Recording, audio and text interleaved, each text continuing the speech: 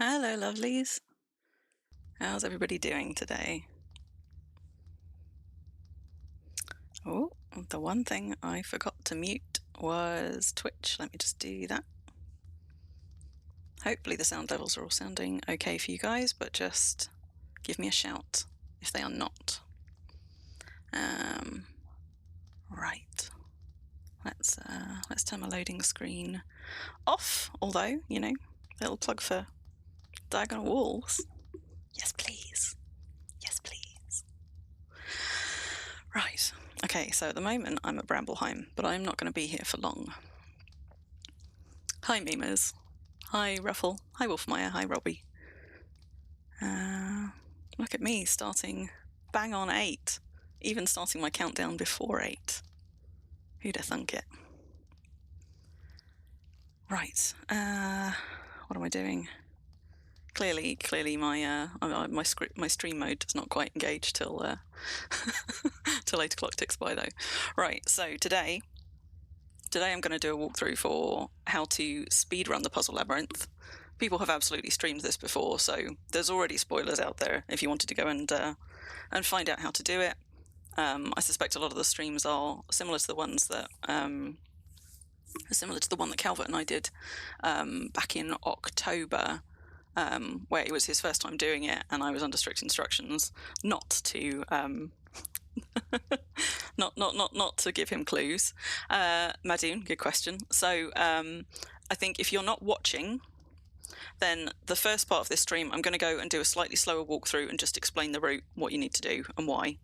And if I hit anything which I think is a major spoiler, like there are some crunch points where I know people often get stuck and it takes them a little while to puzzle it out, I'm going to try very hard to be like, spoilers, before I say it, to give you a chance to just mute for a few seconds. If you are watching the stream, it will be quite hard to avoid them, I'm afraid. But if you're listening only on audio only, then as I said, I will try and sort of any kind of giveaway bits like that, or even if you're kind of half watching, I will try and shout spoilers for the big bits. You can just look away or mute it for a second or whatever. And then when I'm doing the speed runs with everybody else, again, if you're watching it, it would be hard not to spoiler it, but if you're just listening along to the chat, I'm not going to be doing anywhere near as much kind of active explaining what I'm doing when we get to doing the community speed run, and if I've got time, see if I can beat my best time speed run at the end. So I can't promise it will be spoiler free if you listen on audio only, but I will try my very best. But if anybody is turn off the video but have audio only, no, but minimizing your window, your Google Chrome window or your browser window, whatever browser you use, is probably the way to do it, because you'll still get the audio but you just won't see the video. Hello, Ignatius. So I can't guarantee a spoiler-free one, but I will do my very best for people who want to hang out and listen but avoid major spoilers, to try and signpost those nice and early. If you've never run the Puzzle Labyrinth and you really want to, and you want to do all the puzzle solving on your own, you might want to avoid this stream, and it kills me to say that because I'm basically being like, no, go away. Hello, Grumplestillskin. Memers, if you or anybody else is coming to join the community run part of it, which look, I've got a little countdown timer and everything, is going to kick off at 9, you just need to meet me at Vrock Landing portal. So you don't actually need to get to the Puzzle Labyrinth. I will run us there from the portal at 9 o'clock, all being well. Yeah, you don't need to go ahead to the Puzzle Labyrinth. It's not very far from there, but my plan is to pick everybody up at the portal, run us all over, and then run everybody through on the fastest route that I know.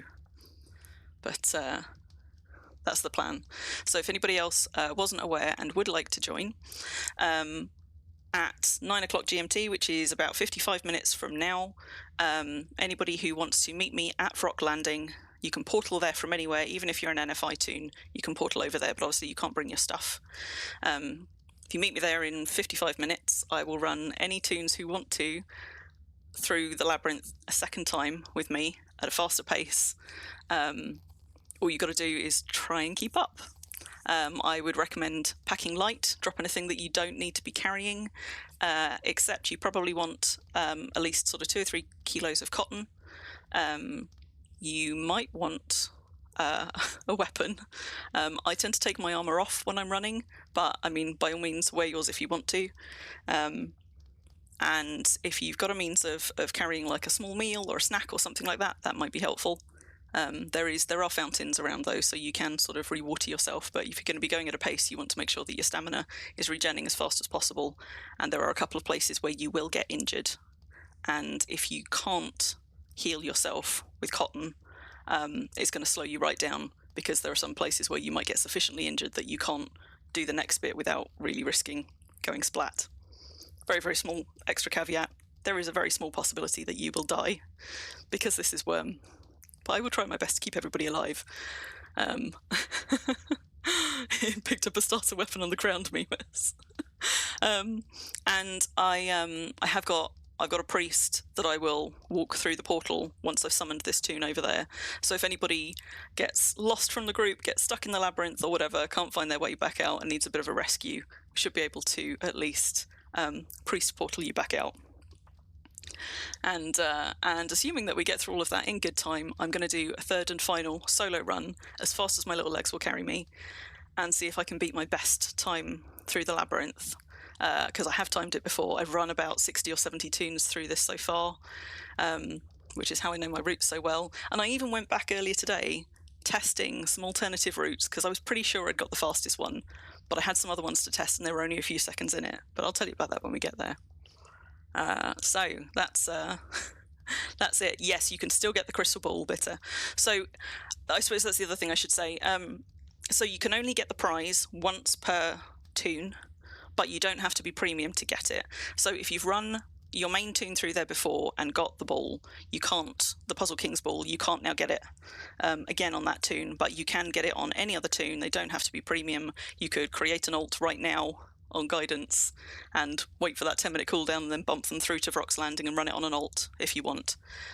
Obviously anybody who's coming over from Northern Freedom Isles, you wouldn't be able to take the Puzzle King's ball back with you. However, if you would like to donate it, okay, so this is what they look like for anyone who's never seen one. This right here, this is a Puzzle King's ball. Only obtainable this way. This is a special item that was made for people who completed this maze, which opened about 6.5 years ago. It is a player-built maze, but they worked with GMs to put some features in, like the prize at the end. And there's things like some features in there, like there are statues of rejuvenation which will heal you at certain points, not everywhere you want them to be. So it's got some cool stuff in there, but it was something like a 3-4 year build for them. It took them a long time. It's a wonderful feat of sort of Wurm engineering. And the reason that I have run it quite so many times, I will show you for those of you that haven't seen. If you would, if you don't want your puzzle ball and you want to donate it, the reason I have run it as many times as I have is because I'm trying to build the very, very best hot tub that Wurm has ever seen. Like, I've seen people do some really cool stuff with things like fog spider corpses, but I am trying to fill this thing entirely with bobbing bubbles so that there are no gaps, and it's going to be brilliant. But it is taking a lot of labyrinth runs to do it. Luckily, I am probably somebody who has, well, certainly not the most alts in the game, I wouldn't have thought, but probably one of the players with maybe the top like 5% in terms of numbers of alts. I think I've got 130 at the moment, because I also run Brambleheim Wildlife Park, which has 300 to 400 GM named spawns, unique creatures from things like events and impalongs and stuff like that, and they all need to be cared for. So I have a lot of once premiumed alts to care for things in Brambleheim, and about half of those alts so far have run through the labyrinth. I've still got a lot to go. So yes, as you can see at the moment, there are some ugly little gaps, but when I finish filling it with bubbles, so that there are no gaps and just bubbles, it's going to be brilliant. And that's the that's the motivating factor for me going back quite so many times. But having said that, I do really enjoy the Puzzle Labyrinth. Every time I'm there, I find myself admiring some of the things that they achieved there. They did some really cool stuff with the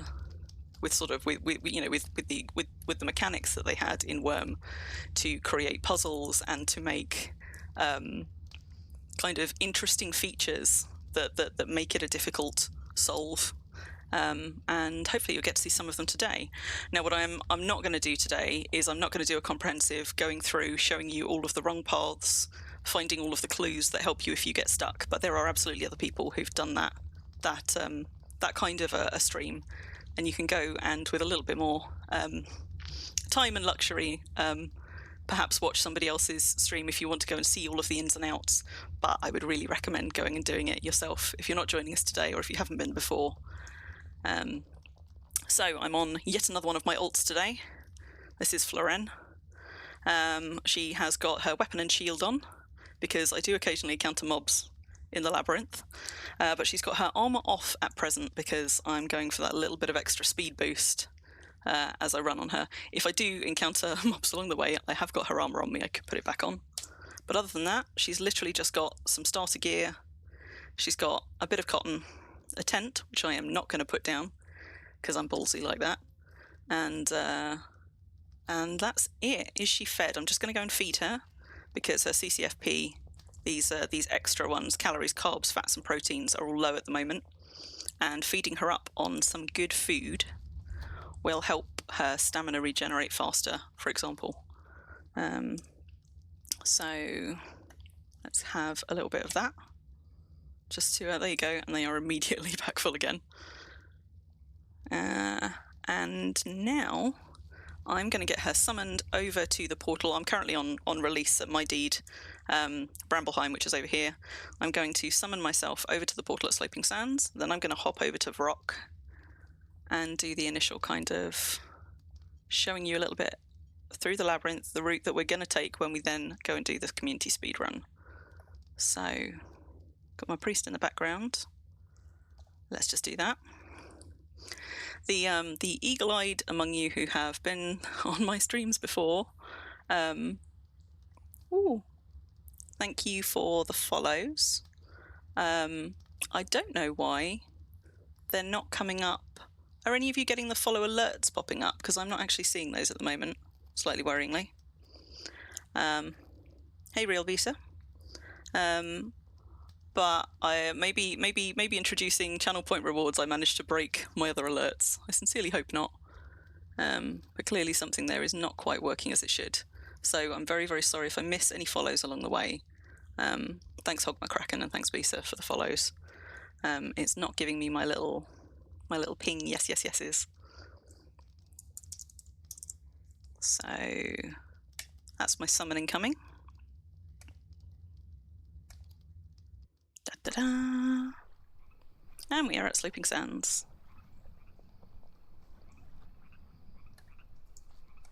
I'm just going to portal over to Xanadu.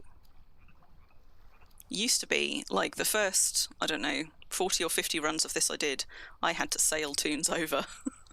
So the portals have definitely made it easier. And for anybody who's coming to join us in 45 minutes, Vrock Landing, this one here, that's the one you want to portal to, and just be waiting at the portal.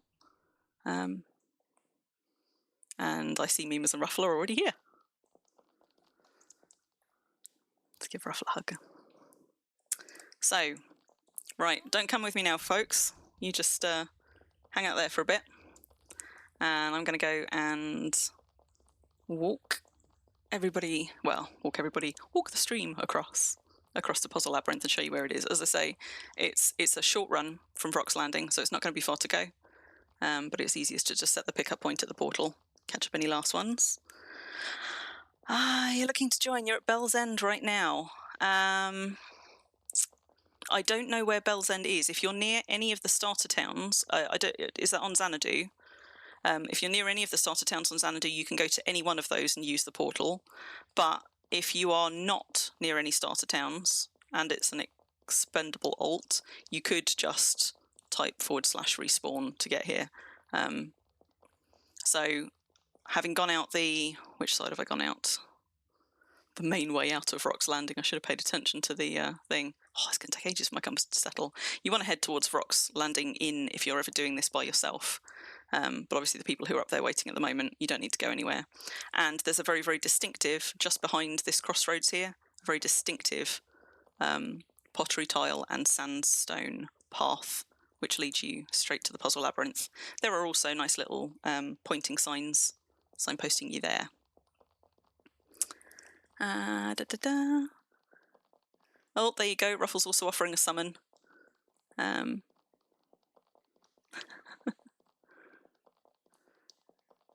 Somebody has recently started doing some building in this area. Like all the time that I've been coming here, this has been thick woodland all the way, very, very little activity in this area. But as you'll see, there's a few people popping up in local. Some of those are people back at the start town who are going to do the speed run with us, but some of them are some people who have been doing some tree clearance around here and some building. So, there's a wolfie. So it looks like there's a new settlement popping up in the area.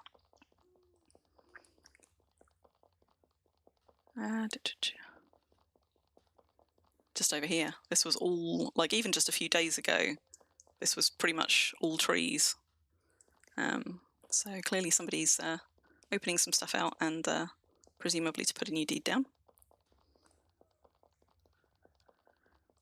Now that I'm on Xanadu, I'm also just going to pop in Xanadu chat that we are out and streaming for anybody who wants to join us. Since these days 43 minutes is still enough time for most people to find their way to a portal.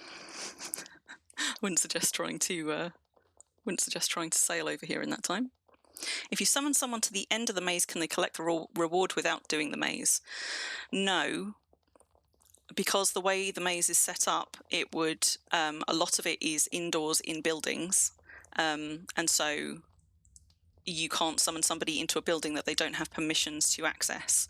There are places in the maze that are outdoors, so theoretically you could summon somebody to, for example, to just outside the third bit of it. So the maze has 3 parts. You've got the labyrinth is the first part, the city is the second part, and then the castle is the third. And you can summon somebody to just outside the castle, I think, but I don't think there is any opportunity once you are at the castle.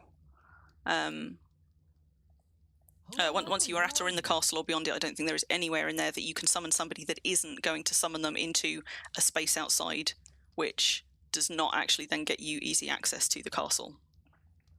Hi, Moomin. And hi, Rock Lobster as well. I realised I was answering your question there, but I didn't say hello.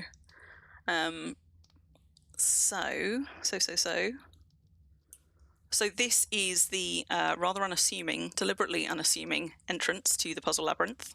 For anybody who wasn't aware, this is sort of a bit of a kind of an homage to the film Labyrinth with David Bowie and oh my god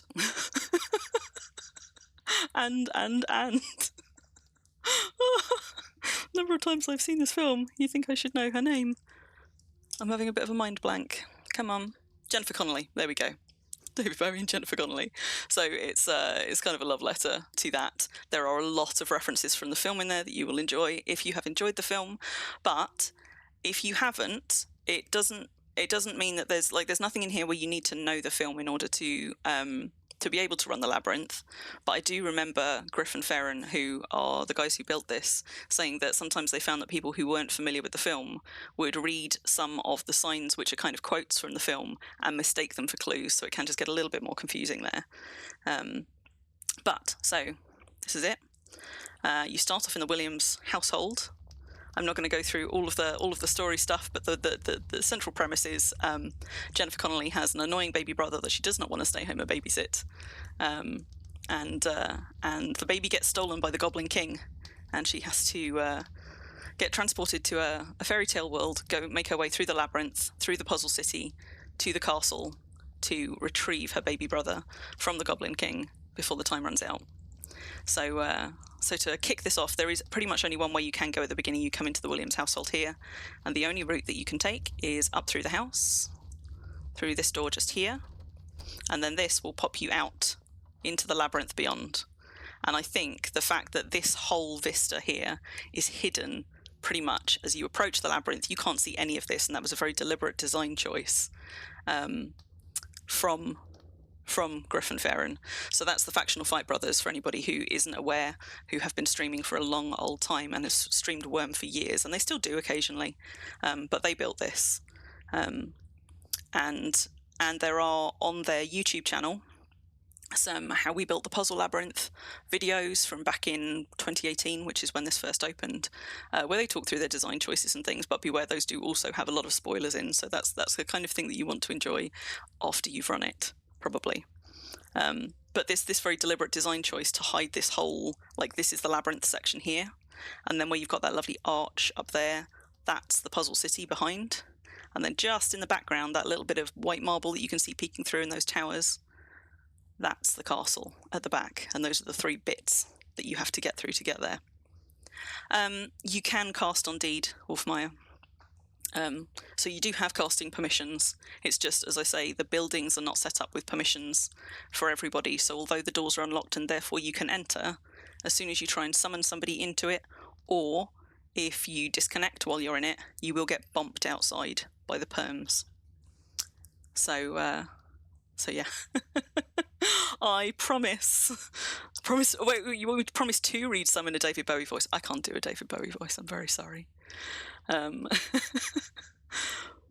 But so there are at a couple of points ways out. If you drop down there, as you'll see, we dropped down a little bit, took a little bit of damage there. You cannot get back out this way, but there are some escape routes. But the further you go in, the less of those there are.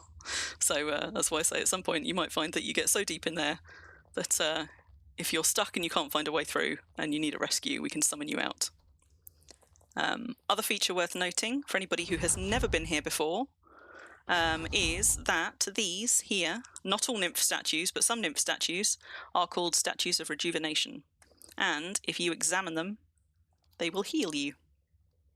Like that. Now, they're not everywhere that you want them to be, but they are in some really useful places.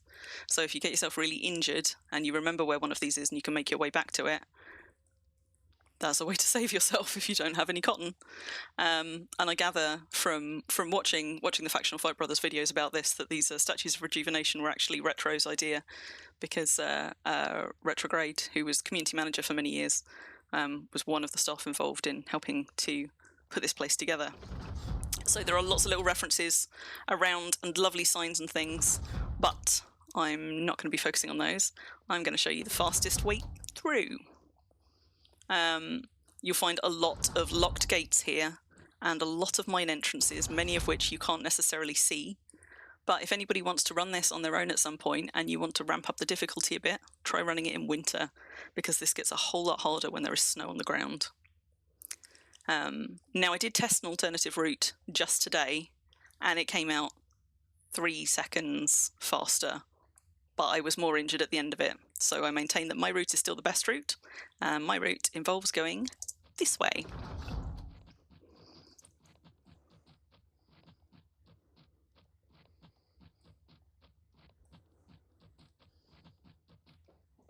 So there'll be a lot of things like that where you think you're looking at just more rock layer. They dug this whole area down to rock first and then built up from there. But there are a lot of sneaky entrances and also some one-way exits. This is not one of them.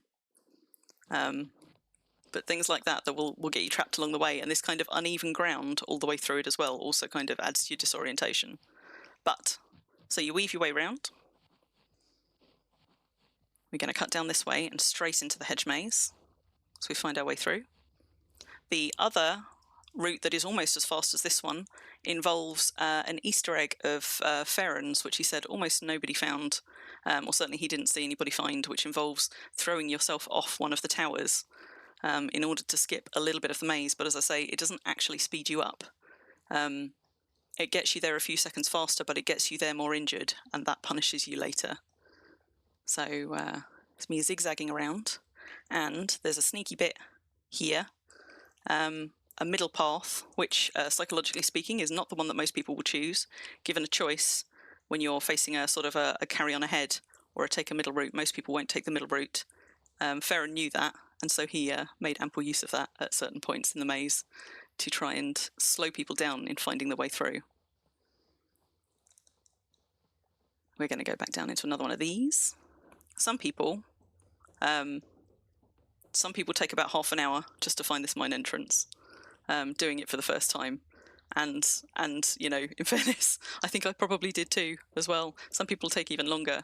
I've seen people go sort of wandering around and around the maze, going up in the towers, up onto the bridges, being like, I'm sure there's something up here, trying to see the route through the maze from up on the bridges, which you can't, but it's tempting to think that you can. And the other route, if you throw yourself off the right tower in the right place, will bring you out here. But instead, we are going up here. I think Emo did the tower drop, or it might have been a different tried fence jumping and got sent back a stage. So I did this one earlier, and the particular drop is pretty easy to do from that tower, but I mean, you can still flub those things because it does involve you throwing yourself over, essentially over a high fence wall. And it is possible to, you know, if you get lag or if you glitch or if you don't get it quite right, to end up either stuck in the wall or going in the wrong way. So we've got the settlement token here, and just back through here for anybody who's paying attention, this is the main entrance that we just came through, so you can see the settlement token pretty much right from the beginning. And that's the building with the Statue of Rejuvenation that I pointed out where we first came in. So first, through the first bit of the maze, as you'll see, there is a lot of bits of climbing in this. These are small bits of climbing at the moment, but they will get a lot bigger later, which is why I say travel light, because you want all the stamina that you can get. I think emus must be one of the ones I haven't seen. I'm pretty sure. I mean, I watched Farron and Griff on opening night streamed and tried to, without spoilers, show some of the people going through it when it opened. I think I've seen Catspur run it. Obviously, Calvert and I have run it. So where I've just popped out onto is an area that you cannot get to by any other way except through that mine.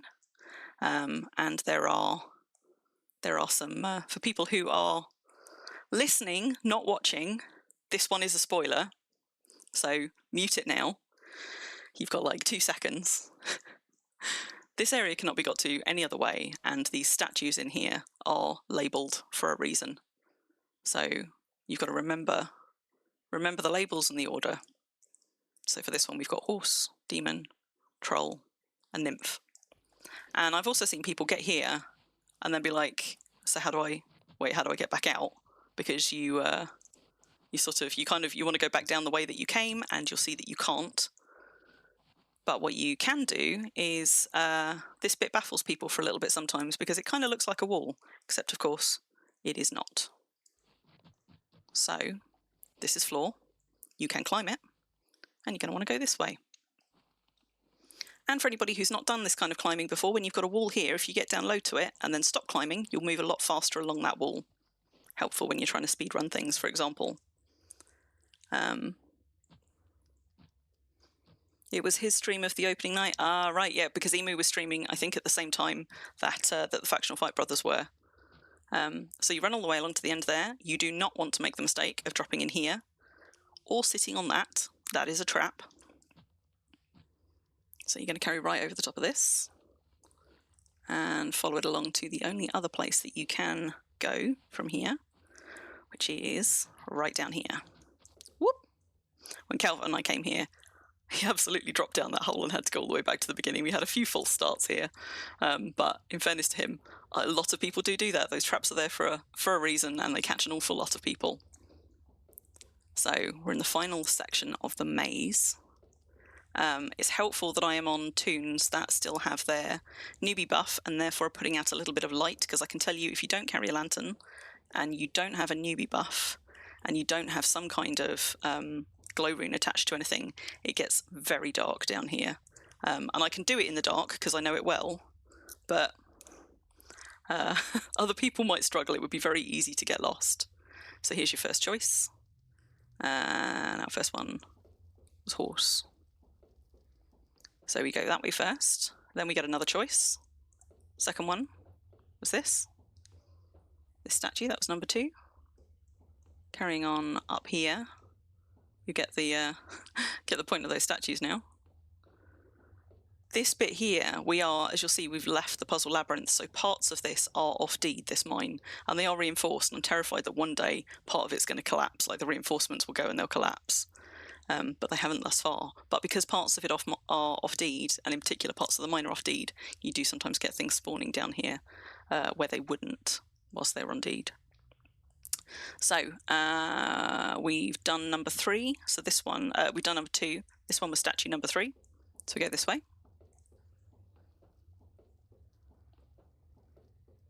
There's some evidence of some things that had been spawned down here and evidently either died of old age or been killed. And then the final one, that was statue number 4.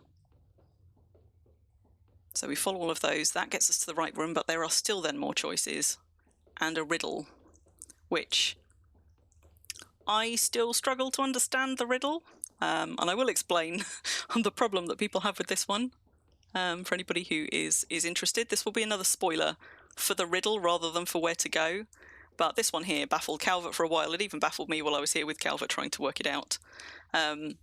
Because this riddle here is about how many times this statue turns to show you the right way to go. But what it doesn't tell you is how much she turns. So we were trying to riddle our way through this on an assumption that every time she turns like 90 degrees. And that is not the way it's meant to work. So if you're ever trying to figure out your way around this one, don't make the same error we did. I think the key to it is meant to be, I mean, they're saying turns around, like she's turning back and forth and back and forth. But that is a subtlety of language, which I think Farron thought more people would take as an assumption than actually did. So you carry on straight over. We just came out there. Carry on straight over to the other side here, which is the correct route. And then up and out here. Yeah, it's the turn around as in turn back on yourself rather than turn, which you might assume is just a turn to the left or a turn to the right. And this is the end of the maze right here. And the maze for a lot of people is like maybe the first hour of puzzling their way through. For some people a bit more, for some people a little bit less. But we want this door right here. Both of them look promising, and both of them look entirely possible right up until you get to the very last tile. But if you take the other route at the very last tile, you will suddenly realise that you are fucked. And you have to go kind of most of the way back to the beginning. It will drop you into mine that you cannot get back out of, that you cannot pass. It's a bit of a gotcha. And now this right here, this is the Puzzle City, which is stage 2. Now there's lots of really cool stuff in here. They invite you to ring the bell, and for anybody who has been around in Wurm a long time and remembers their puzzles deed from back on Deliverance, where their first labyrinth was, a much less elaborate one than this, because there were a lot less build options and mining, like the underground dwellings weren't a thing then. But this is apparently the original bell from their original puzzles.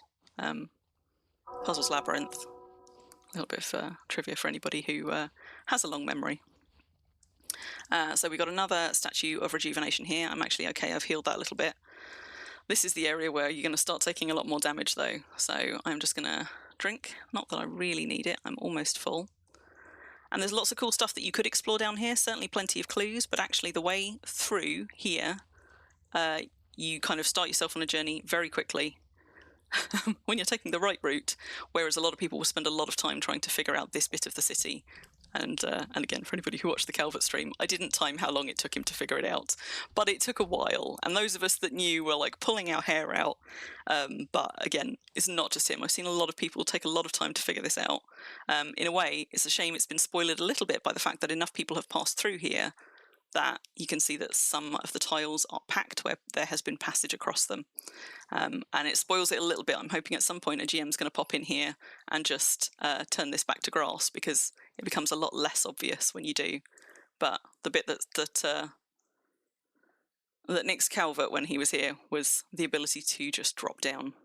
And that is something that you will need to do at several other points later on as well. So one of the things I like about this labyrinth is it shows you, when you figure out the way through, like a certain principle of a way to get over a certain obstacle, you will often then find 2 or 3 other obstacles that work the same way. So you're learning the tricks as you go, and then you deploy them later on to good effect.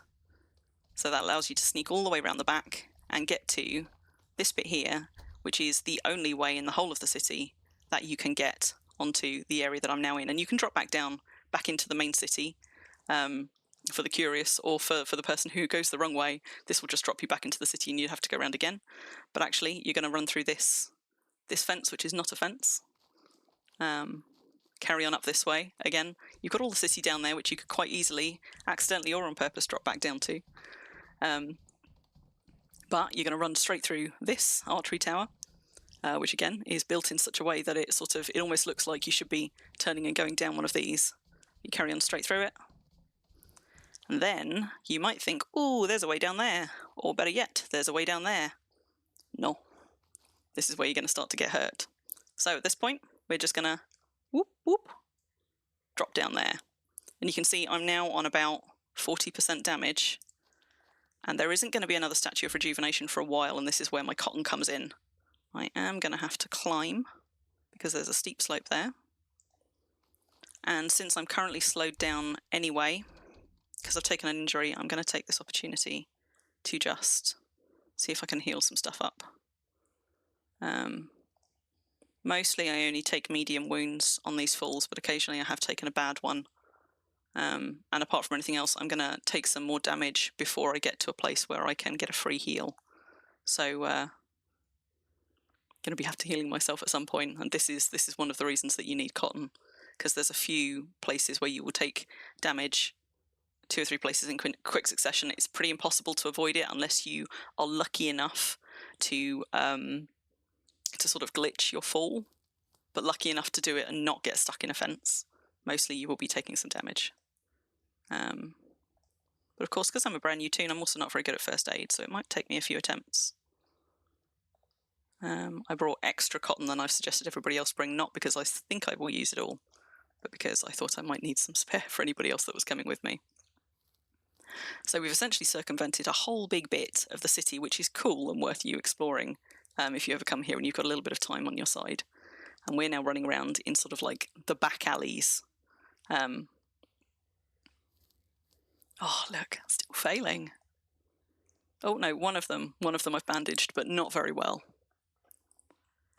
Thank you for the follow, Karashishi.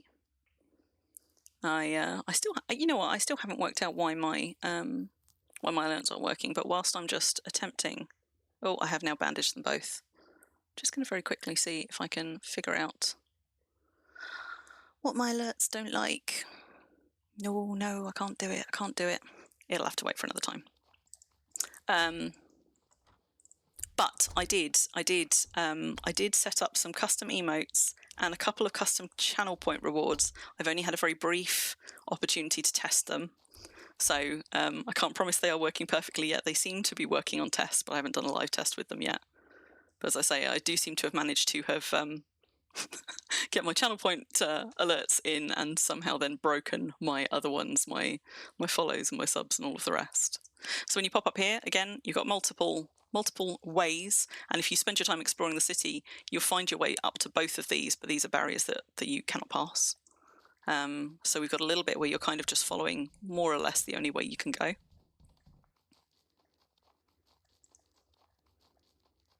But there are quite a lot of places where you can accidentally slip off the side or deliberately walk off the side, and it will essentially mean that you have to go right back to the beginning. So I would very, very strongly suggest, because this is Xanadu, and because sometimes known as Lagadoo, sometimes you end up with sort of like a bit of refresh loop or a little bit of stuttering, I would highly recommend not doing this on auto walk. She says auto walking. I auto walked my way through the castle earlier, and I should know better, and I had a moment stutter and I dropped off a ledge and had to go right back to the beginning of the castle. But it is so easy in this to drop off the wrong bit of a ledge, or to have it freeze for a moment and you walk right off something you didn't mean to. and then it lobs you right back to the start. So you find your way over to this room, which again is another little drop and has done me a little bit of damage. There are clues peppered around it, around the deed, to help you to solve some of these puzzles. So even if you're coming here and trying to solve it for yourself, if you go the wrong way, you will often find a clue in the wrong way or in a dead end that helps you solve something later on, including this room, which sometimes has people baffled for a little while, but sometimes has people baffled not at all. Also, sometimes... Okay, good. So the channel point redeems are working. It's just the follow alerts that aren't. Sometimes the wrong way. If you open it and look out, you'll be able to identify where it is. For example, this is the wrong way, and this will drop you back out behind the stable, so you can see where it's going to send you back to. Thank you for testing those, guys. But often the wrong way doesn't look like the wrong way until you have gone too far, and then it is too late to turn back, and you've just got to go back round again. So the way round this room is a sneaky one here, down through the rug. And anybody who, like me, enjoys building their deeds with secret passages will probably be quite familiar with this trick, or at the very least, if not already familiar with it, will appreciate it. We go back up this one. And then we're back out onto... We're back out onto walkways. Anybody watching the Calvert stream will have remembered that he got a bit baffled by this room of doors, which is meant to be baffling, because some of them are ones that you can exit, some of them are ones that you cannot, but it is all spoiler alert for anybody who is trying to avoid spoilers. Mute it now for like 10 seconds. For anybody who is coming up here and finds themselves baffled by the doors, this is one great big red herring. You actually don't want this room at all.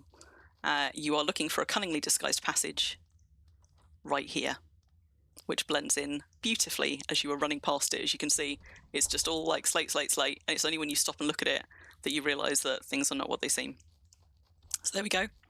That's one of the stumbling block spoilers.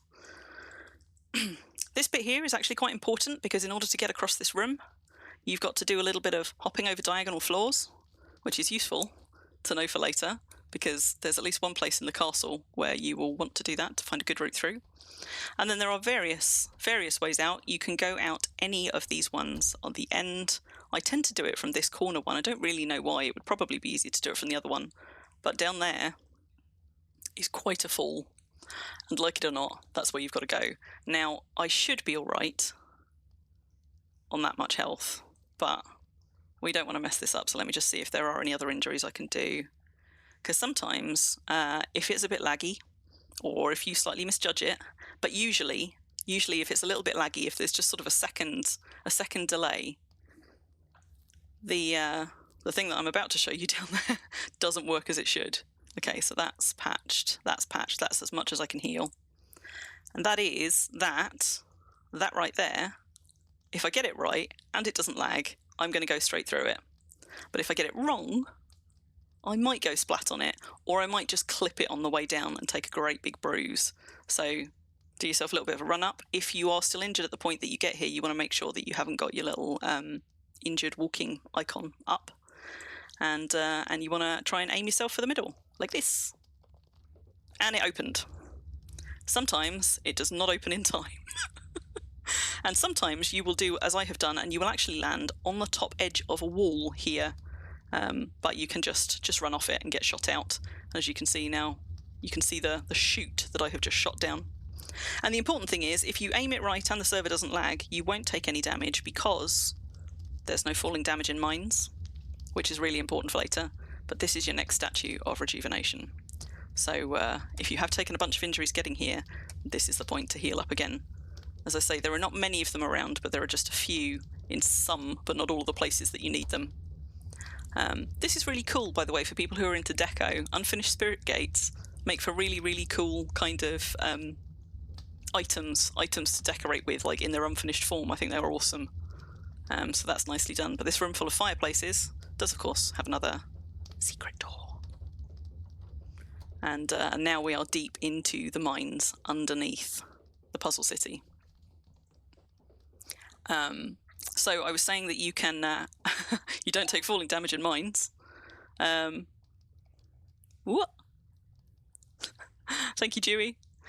So as I said, you don't take falling damage in mines, so you can just quite freely go bouncing off stuff. You'll be fine. But you've also got to do quite a bit of climbing down here as a result. Yeah, you do have sound effects, Moomin. You've got sound effects, but I've got no follower alerts, so I just need to remember to keep an eye on that and then go and figure out what I did wrong afterwards. Drop back down the other side. There is another demon statue. There's a lot of those around. And then we come into what I think was, I can't remember if it's, I think this is Griff's favourite place in the whole thing. This is very cleverly done, in fairness, because you've got this kind of, this cave, beautifully kind of hollowed out curved cave, and then all of these are towers, but they are all hidden by the way the cave has been mined out. You can just go up in and out testing them all. If you found one of the clues earlier, it will tell you which way to go. So we're going to go this way. And up a lot of ladders. And if you haven't, I think Climb Ladder is now automatically keybound to F, since they brought in the F does most things. But make sure that you don't accidentally go throwing yourself, for example, back off any of these. Don't be tempted to just keep going when you get up the top. But do be careful when you're going through the mines not to walk off any of the sides. So if you stay true to the path, this is another one of those reasons not to trust auto walk, because there are a lot of places where you can slip. And a couple of them will get you just back to where you were, but some of them will get you a lot further back. And some of them are also quite small gutters that are quite easy to miss, but they are there and you can slip down them, absolutely. And I don't know where a lot of those will land you because I've never gone down them, but I bet it wouldn't be good.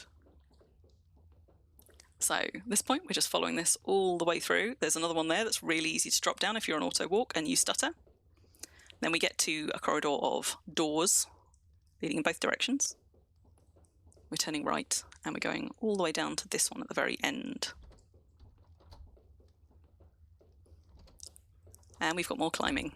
And for anybody who who has not encountered this before, you're going to need to put your mouse somewhere slightly different on the upper ones, because this lower one doesn't have a floor. If you're trying to rapid climb a whole bunch of ladders, you'll see that if I put my mouse there, the next rung is not going to be in the same place. And that's just because the ground level doesn't have a floor, bumping you up a few dirts, but all of the others do. But you can just stick your mouse on the side and do it that way for rapid climbing, including from the ground floor.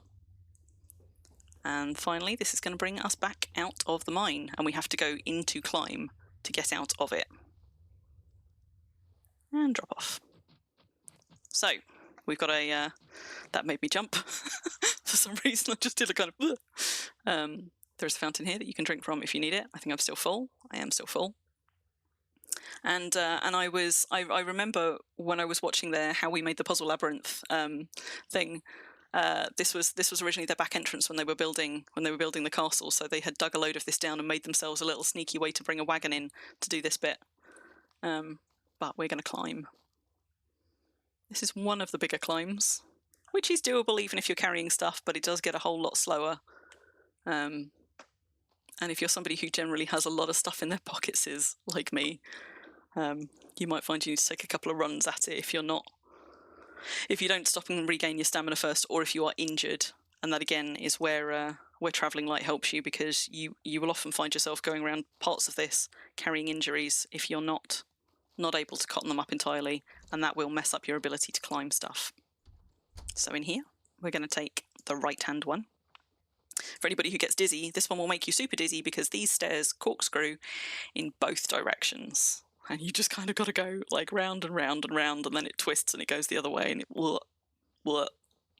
and again, crossing over one another. And you'll know you've gone up the right one when you pop out here. Big house of Blobtrob.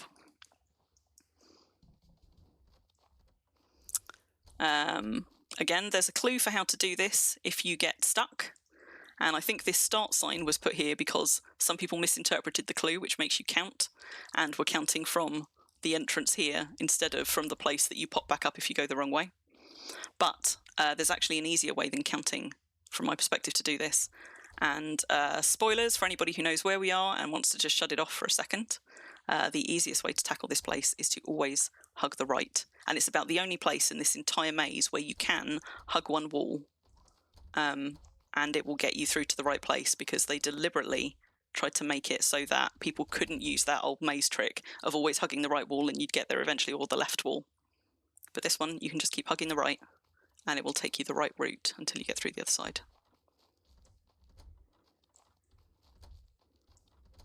So, just make sure I haven't... have I just gone back on myself? I think I might have spun too fast. Yes, there we go. Down another one, and there is one more level to drop. Go this way. Go this way. Now this is going to be quite humiliating if after all this I have got myself turned around, but I don't think I have. Nope, I'm on the right one. Sometimes when I come through here with people, in fact I think when I came through here with Calvert we had the same, where I end up over here at the right statue of rejuvenation and somebody else ends up over there at the wrong one. You're just sort of waving at each other across a room. But the only way is to, if you end up on that one, is to drop down, go back up, through that door, up the ladder, and that will pop you back up to that Sir Puzzleton sign that we just saw. So I'm injured. I am going to just examine this for a heal. And we are very, very nearly now at the castle, which is good because I'm conscious that it's 8 minutes to 9 and we're going to be a little bit late starting off there, but not very late. Once I get to the castle, I can do it in, I think, 4 minutes, maybe 5. I will have a look at my notes a little bit later. But so in here we went straight across that one, climbing up, across and climbing back down. And this one, you might be tempted to keep going back down, but you don't want to. There's actually a door halfway down.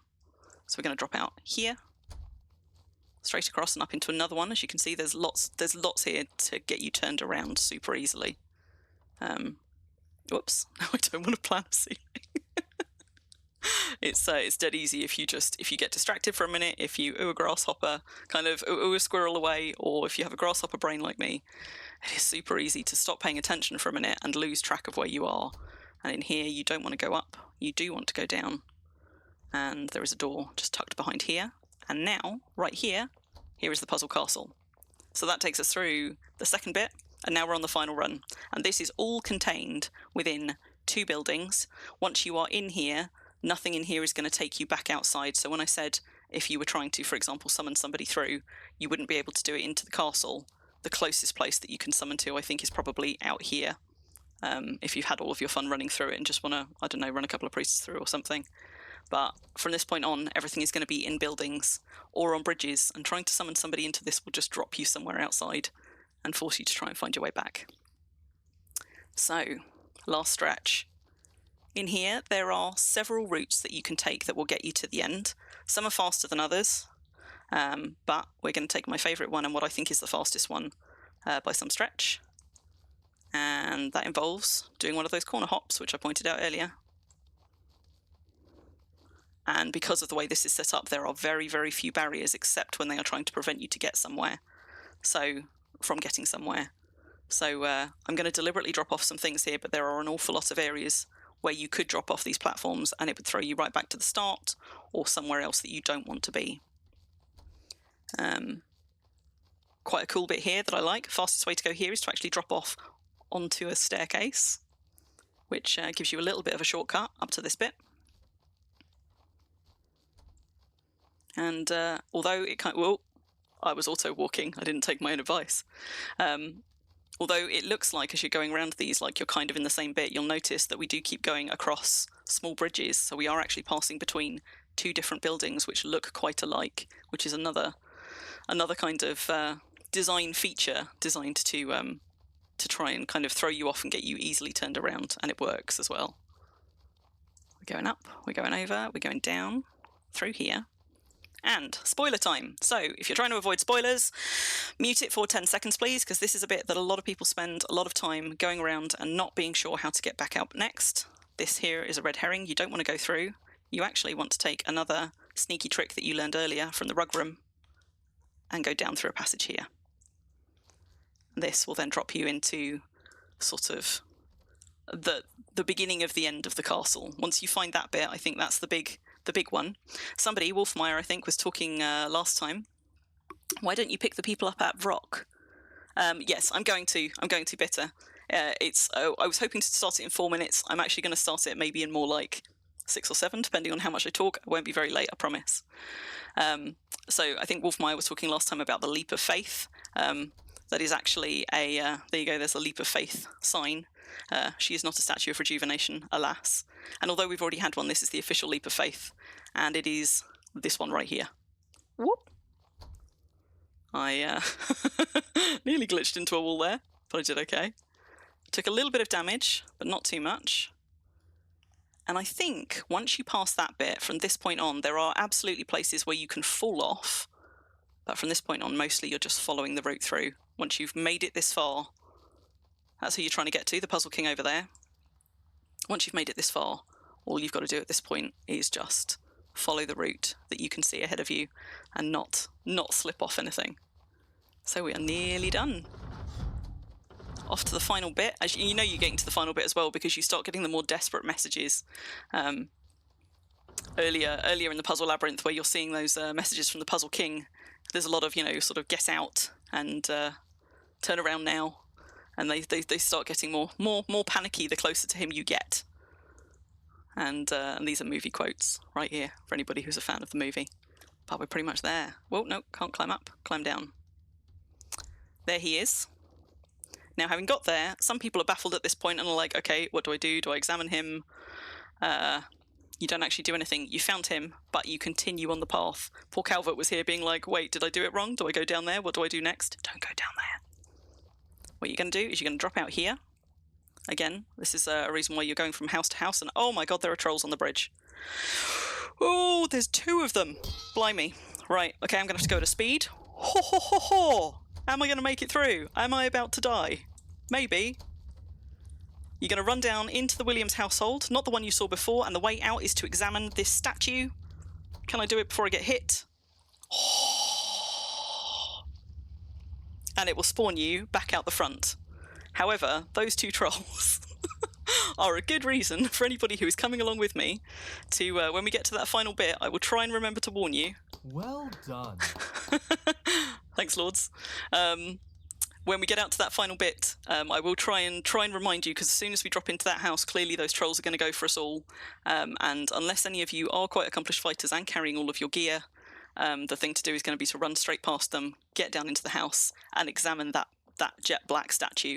And that will spawn you back out front immediately, whether or not you're in a fight, and you will have your Puzzle King's crystal ball spawned into your inventory. And that's it. Send me first. Why are we sending you? Oh, because you're going through on your main. Oh, you could take out 2 trolls on the bridge, possibly, maybe. It's I don't know how many squishy people we're going to have running through it. I mean, all of my ults are squishy. Now I just need to hope that wolf that I encountered on the way here isn't going to take me out as I head back. But now that Floren is... Oh, she is so injured. Let's have a look-see.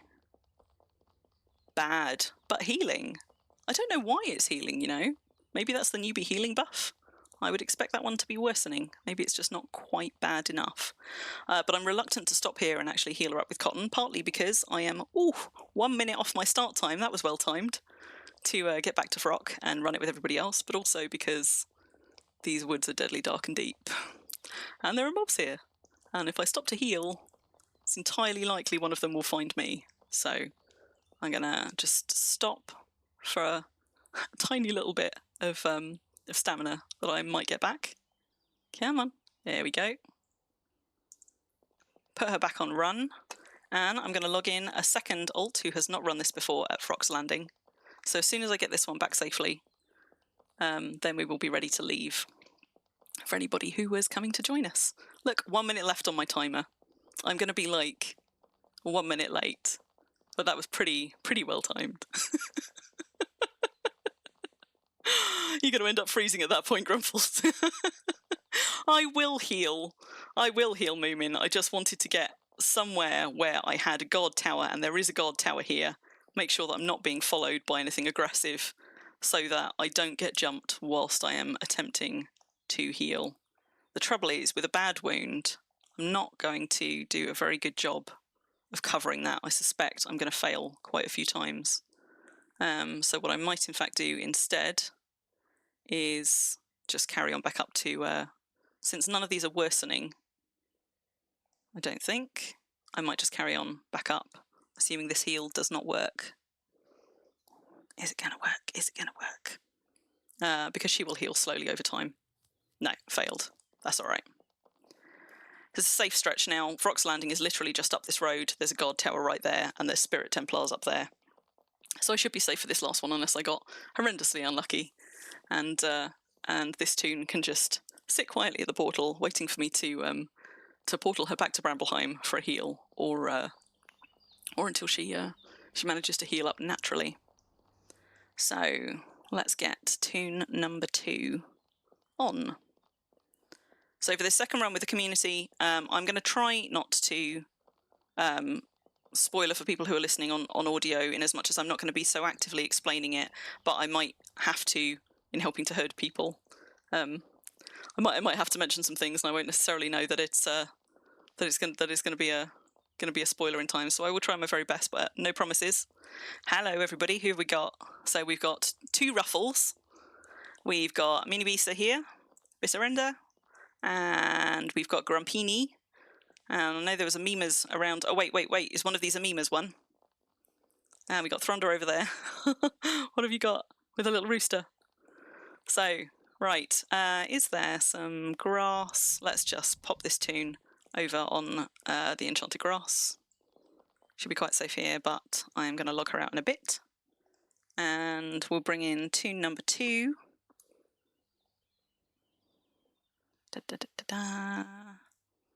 Who's gonna now do a faster run through the labyrinth in the route I showed you with all of these fine people here. You're in the Forge area, Mimas. Ignatius, you found my my excellent. It's a pun as well. My excellent emote. I was playing with emotes earlier. I've only put a couple of emotes and a couple of channel point redeems in because I wanted to see if and how they worked. I'm pleased to see that they do. Right, so what I'm going to do just before I log that toon out is I'm going to trade with myself the spare cotton, just in case anybody that I'm running through with comes unstuck in there. So let's just do that. And then I am actually going to log poor very injured Floren out. And with any luck, I did test this earlier, the stream should just switch to the next toon. Give it a second. You can do it. Yeah! That's poor injured Floren. Okay, so for anybody who is coming with me for the run, I'm just going to put in local as well, just in case any of you aren't watching the stream.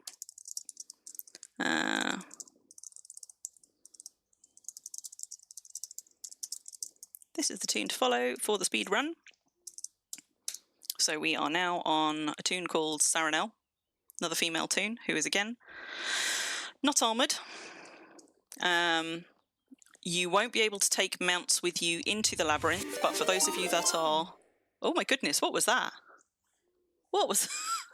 Oh my goodness! Catspur is raiding with quite a lot of people, so that's exciting, just in time for the community run.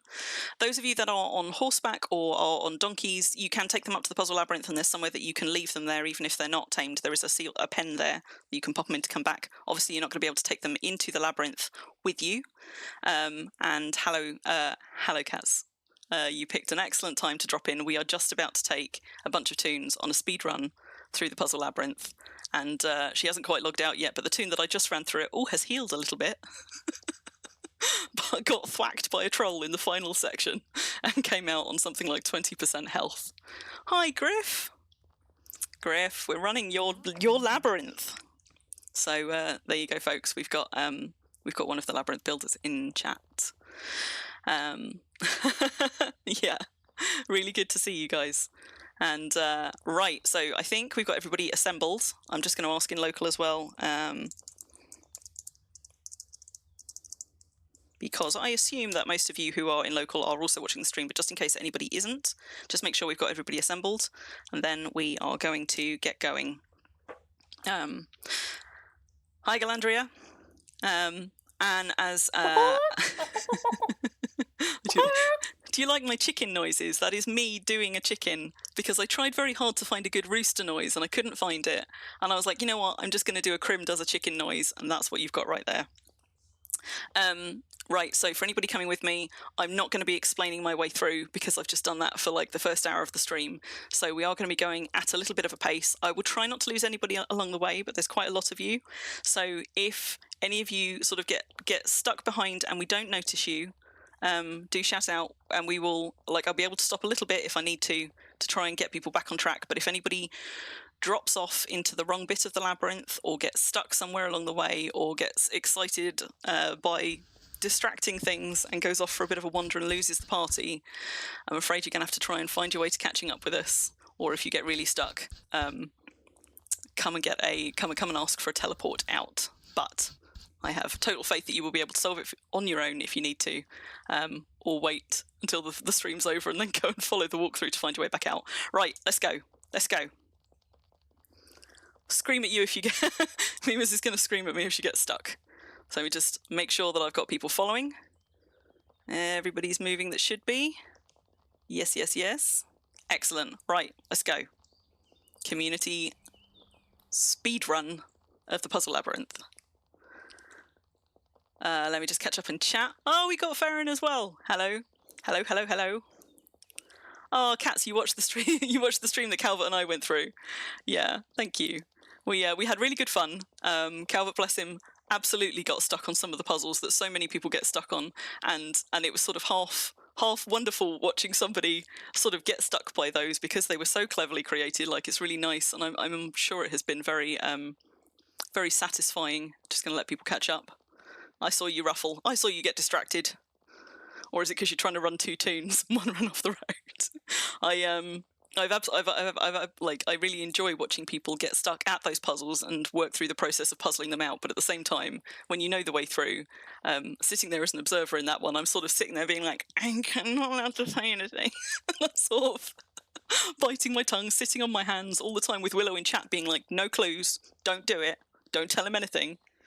As we all sit there sort of like watching him go like round and round in circles, being like, he's oh no. Well, that's the best bit of it. Cats, it took you 12 hours to get through it the first time. I have heard people take longer. It took me a few hours to get through the first time. And I'm just going to let those couple of people behind catch up, but I think we've got most of them. Although I hope that isn't one of our people carrying on. Ruffle, you're carrying on through the woods in the wrong direction on your rolls. Just going to let her catch up. Hopefully she's about to find her way back to the road. Where is she? Where is she? Where is she? Lost her somewhere in the woods. Let me just catch up on chat. Good job scaring the gang. Right, I'm going to stop just outside and make sure that everybody who was meant to be with us has caught up, because I can see somebody just went shooting off in the wrong direction. Yeah, there are. So there are some really brilliant but tricky bits. I have so much love and appreciation for this place and all of the work that went into it. It was a great deal of work, and it's really lovely to have some of the people who put the work into it here in chat. I owe you a lot. I have got a lot of enjoyment out of this, Griffin Farron. I have run this more than 70 times because I am trying to make from the Puzzle King's balls a hot tub. Which I showed everybody at the beginning of the stream, but you guys probably won't have seen. But I've got a hot tub that I'm building, and I'm using it for like bubbling water, and I've got about 50 or 60 of them in there already. But it's not enough. I need at least another 40, I reckon, to get the full effect, which is why I have run quite so many tunes through here. 70. I reckon I've run it about 70 times, give or take a bit. I've got at least 60 Puzzle King's balls already in my hot tub. I'm just going to wait here for any strays to catch up. I've got about 60 of them already in my hot tub, and there are not yet enough. So I'm going to have run it more than 100 times before I am done. So I got very, very good at speed running it. I have tested out various different routes. Farron, I only, like, literally the other day, watched my way through the How We Built the Puzzle Labyrinth VODs on YouTube, and saw the Easter egg with the tower, and I went and tested it out, and I timed it and everything, and it got me through 2 or maybe 3 seconds faster than the route that I've been using all of this time, but it also got me through more injured, and that messed me up later. I nearly died on that toon. So I'm sticking with my route. I think I have still got the right route. So for anybody who brought a horse in here, there is a pen just here where you can go and drop your horses. This is enclosed, so you can drop your horses or your donkeys or whatever off here. Ruffle, have we got both ruffles here, or are you still wandering through the woods on one of them?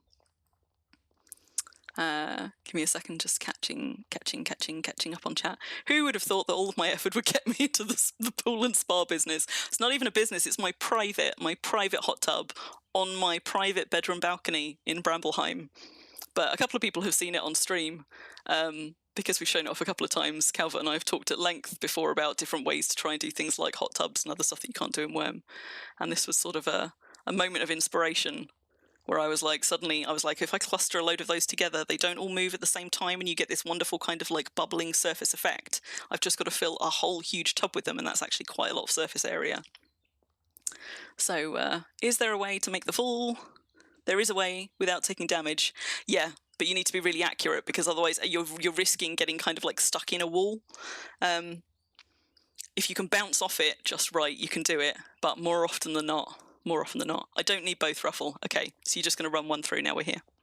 Okay, so I think we've got everybody.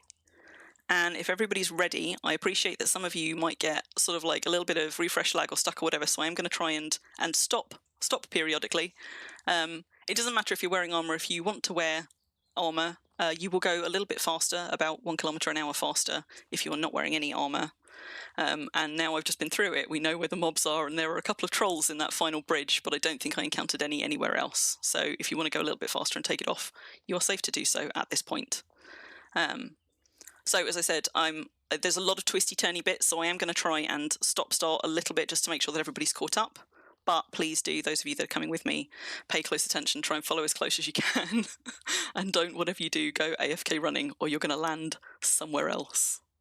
Griffith, the number of times you got stuck in a wall making a labyrinth. I wouldn't be surprised at all, you know. I really wouldn't. So, right, we're going to go. Have I got everybody? Is everybody moving? Ruffle? Lords, are you joining us? Or are you hanging around? Everybody into the Williams household. And once I've got them all in, I am just going to start going. Right, is that everybody? Have we got them all? Have we got them all? Yes, we have. Right, let's go, folks. First of all, the stairs.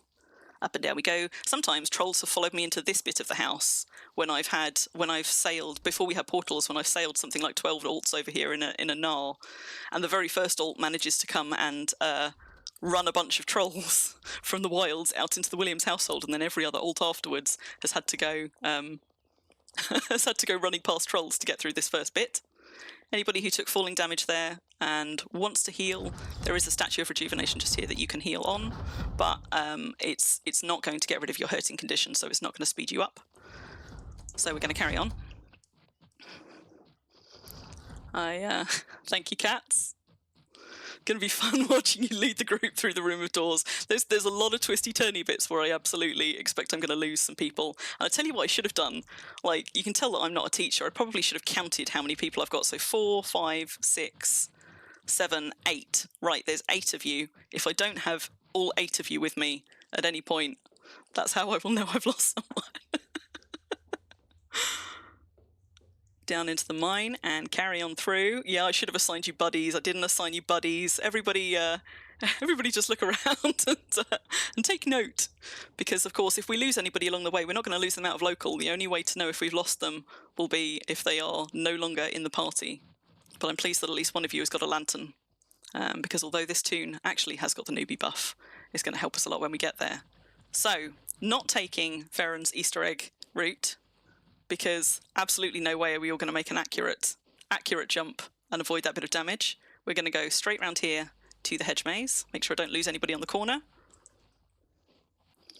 I I tested an alternative way around just a little bit of the hedge maze. I used to take that route there. I no longer do. The difference is like 2 seconds, assuming you're going at full pelt. There's very, very little in it. But when I realised that I could just carry straight on, this is slightly less turns to do it this way. And we're going to follow it round, and we're going to go down this easily missed middle passage just here, if I don't get lost in the lavender or walk into an apple tree. Oh, I need a halter rope for them, Ignatius. I need 2. I mean, if I've got 8 of them, I need to be leading 2 lots of them. Have them hold hands like toddlers crossing a street. Totally should. Down into the next mine. Oh my god, did somebody just die? I swear I just heard a dying sound. Have we got everybody? Well, 1, 2, 3, 4, 5, 6, 7, 8. Yes, we've got everybody. Right, carry on. If somebody died, hopefully it wasn't any of you lot. It wasn't just me, right? Somebody else heard that dying sound too, right? But I'm not getting a death tab up. So, carrying on we go. Following through the mine. I could sing us walking songs, but I don't know any that are pacey enough to keep us going, and I don't think my voice would last. So, section 1 of the mine. And as I said earlier, if we had done the dropped off the tower, we'd have popped out there. But instead, we're going to go for this corner just here, and you'll need to climb on for a minute. For anybody building a labyrinth, yeah, and I saw you talking about that on your thing earlier, and it's clever, psychologically speaking. People ignoring that middle passage did a lot of good, and there's so many tricks like that you've employed here, which I've enjoyed. There's a lot of ones. There's a lot that I've enjoyed just sort of observing them, but I got a lot out of going and watching those. How you built the labyrinth and the kind of the thinking behind it, because that also pointed out some things which I hadn't really thought about, but are also clever. There's so much stuff very, very cleverly done in here, and a lot of the cleverer bits we actually won't get to see on this speed run, because a lot of them are buried in dead ends and wrong ways to go. So for anybody who enjoys this, even if you've already run it but hasn't actually taken the time to go through and explore properly, I highly recommend coming and setting an afternoon aside and exploring some of the wrong ways, actually going and seeing the different routes, all of the different bits of it, because if you only ever run the right way through, the speed run through it like I am on the most reliable route, don't go up that first one. You will you will find that there's whole swathes of the labyrinth and the city that you just miss. You'll see most of the castle, but you'll miss a lot of the labyrinth, you'll miss a lot of the city, and there's some really cool stuff there, especially if you're a fan of the film. So, get everybody back out up here. If you were doing this by yourself, you would need to be paying attention, as I said earlier, to these statues, but since you're following me, hopefully we'll be alright. How have we got? 1, 2, 3, 4, 5, 6, 7, 8. Still got everybody. Excellent. So, round here, get your climb on. And if you were watching earlier, Galandria, the road goes ever on and down. Oh, hello, Willow. Promising not to spook anyone today. Well, today is very spoiler-laden, so for those of you following me, once you're safely along the wall, turn climb off, you can run it just a little bit faster. Doesn't matter if you want to just run it all safely, but it's a good trick for if you're ever doing stuff like this and just need to speed up. Now, nobody fall down that hole, whatever you do. So make sure you've got enough stamina back, turn climb on, and do not fall for this trap right here. You cannot choose which tile you dismount a chair from, or anything else. If it's a vehicle, you can choose where you dismount. Furniture will just drop you straight into that hole, don't do it. Just a little surprise cyclops or something. Okay, got everybody, and we're carrying on. So, well, we don't need 50 champ trolls, Willow, but there are already 2 normal trolls on the final bridge. And just as I got to the Puzzle King on the earlier run through, where I was talking everybody through it, I dropped down into the house and I was like, oh, and now we're at the end. And as soon as I dropped down into the house, 2 trolls started whacking at me through the door. And as I ran through them, one of them hit me for something like, I don't know, 60, 70 damage in one swing. It was every possibility that I actually wasn't going to get that toon through. 1, 2, 3, 4, 5, 6, 7, 8. Still got them all. God, you know what? Maybe I'd be all right herding kids. It wouldn't be too terrible. Troll, horse, we're going this way. unfortunately, there's no way. Well, you know what? I don't think that's unfortunate at all, Griffith. Actually, I think that kind of adds an extra level of challenge to it. A lot of sections of this mine of kind of like the the oubliette bit, if you like, the catacombs, are off-deed, and so mobs spawn in them. And if you're running it on an alt, you can, for the most part, just run right past them. But sometimes you get unlucky and you get thwacked. And I just think that's an extra level of challenge, which is no bad thing. So I have many times encountered a few mobs down here.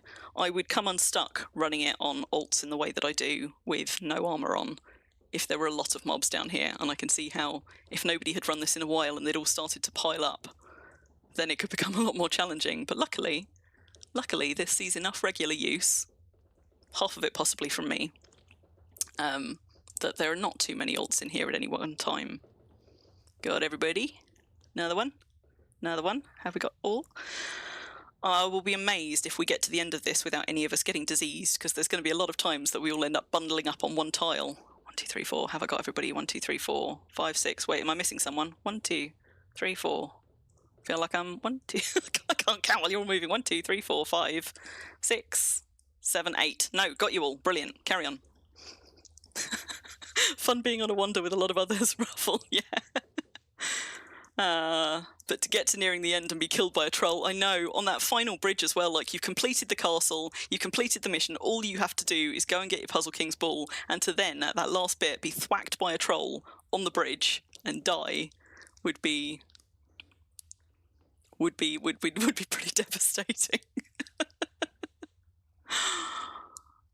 Griff, you don't think you would have imagined the Labyrinth would be getting this much use many years on? Well, it's still giving out prizes, and the good stuff, like the design stuff and the puzzles, all of that, you know, there's new people coming to the game all the time. I think there will be a lot more people coming through the Labyrinth, except that a lot of people don't realise that it is still open and that you can still get the prize.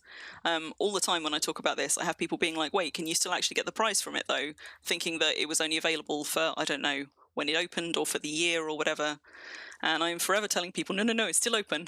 It's still deeded, it's still open, you still get the prize, as long as you haven't run it on that toon before. So, got everybody caught up. We have finished the maze. On to the city. Assuming the door will open. Here we go. Watch them all come dropping out. Whee! I like how they all just appear to walk out of the wall. Oh, no. There we go. Just going to lead them into the city and then watch everybody struggle. And Willow's going to spook everyone.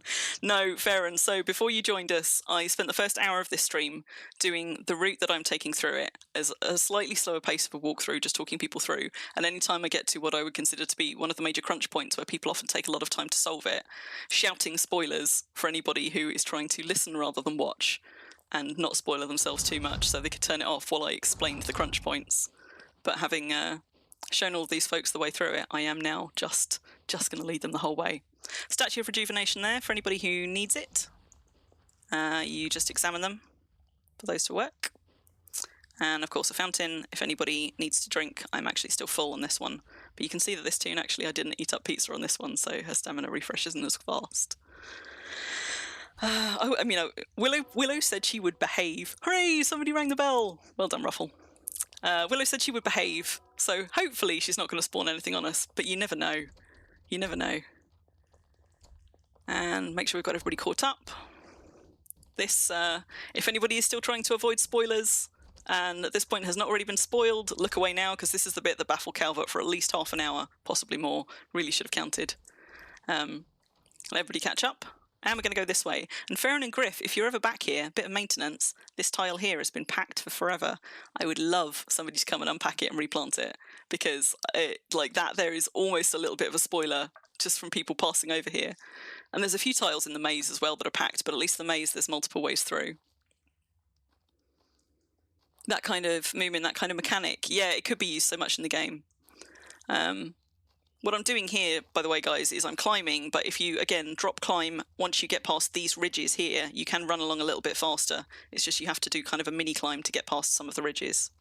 So we've got 1, 2, 3, 4, 5, 6, 7, 8.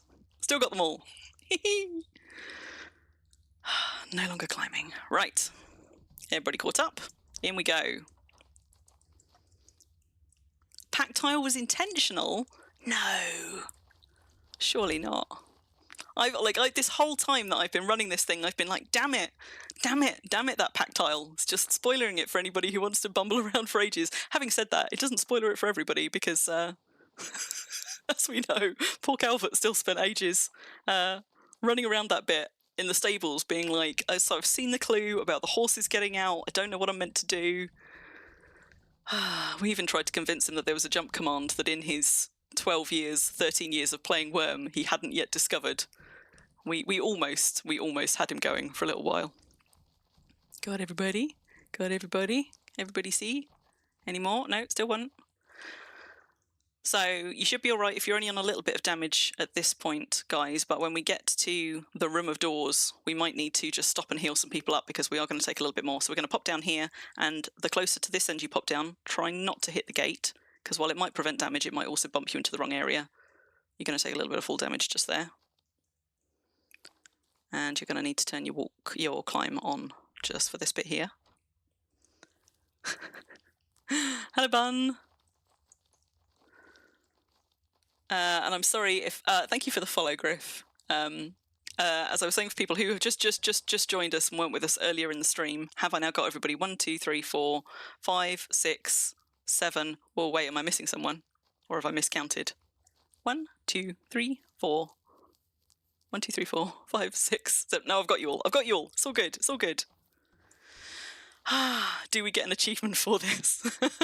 No, you only get a gift. Right, guys. Okay, yeah, let's take a minute. So if any of you want to heal, I'm just going to stop for a second here and heal up some of mine as well. This is as good a time as any.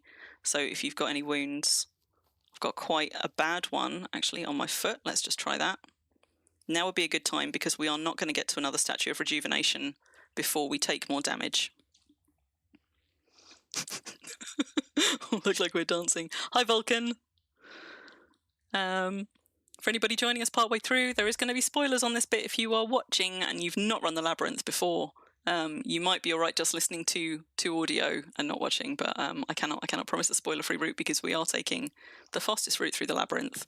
And I'm trying very hard not to, once again, explain the bits as we go, but I might need to in just some odd places. How are we doing? How am I doing? Have I still not done my foot? Right, let's try that again. It's the trouble with new tunes. They're just so crap at first aid. Memers, you didn't know how to do the Statue of Rejuvenation. Right, well, when we get to the next one, you just need to examine it. So if you haven't got it keybound, you can just do it with the right-click icon. But it's not necessarily immediately obvious if you don't read that first sign coming in. So there will be another one, but not before we take some more damage. That's been bandaged, but badly. I'm just going to do this one if anyone still has a little bit more healing to do. You've got a bit of time. And then we're going to carry on.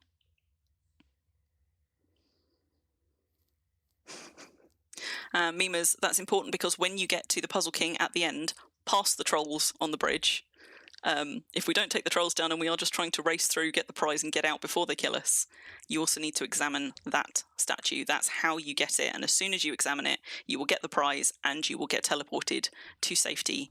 Well, to safety out the front. Back out the front of the labyrinth, which was relatively safe when we came in. There weren't any mobs roaming there then. So the nastiest things at the moment are at the end. Right. Is everybody healed enough? Is anybody still in any kind of trouble? Most of you look all right. Just a little bit of damage, and that's all quite manageable. Okay. Memers, you're still healing. Let's have a quick look at Memers. What have we got here? See if I can just heal this one for Memers, because that's quite a big one.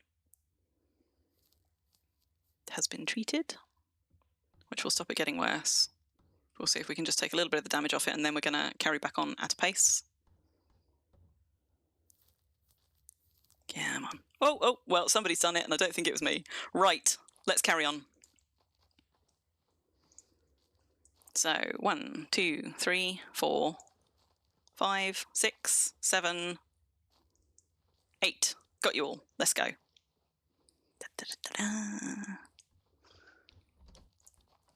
On through to this one, round and up.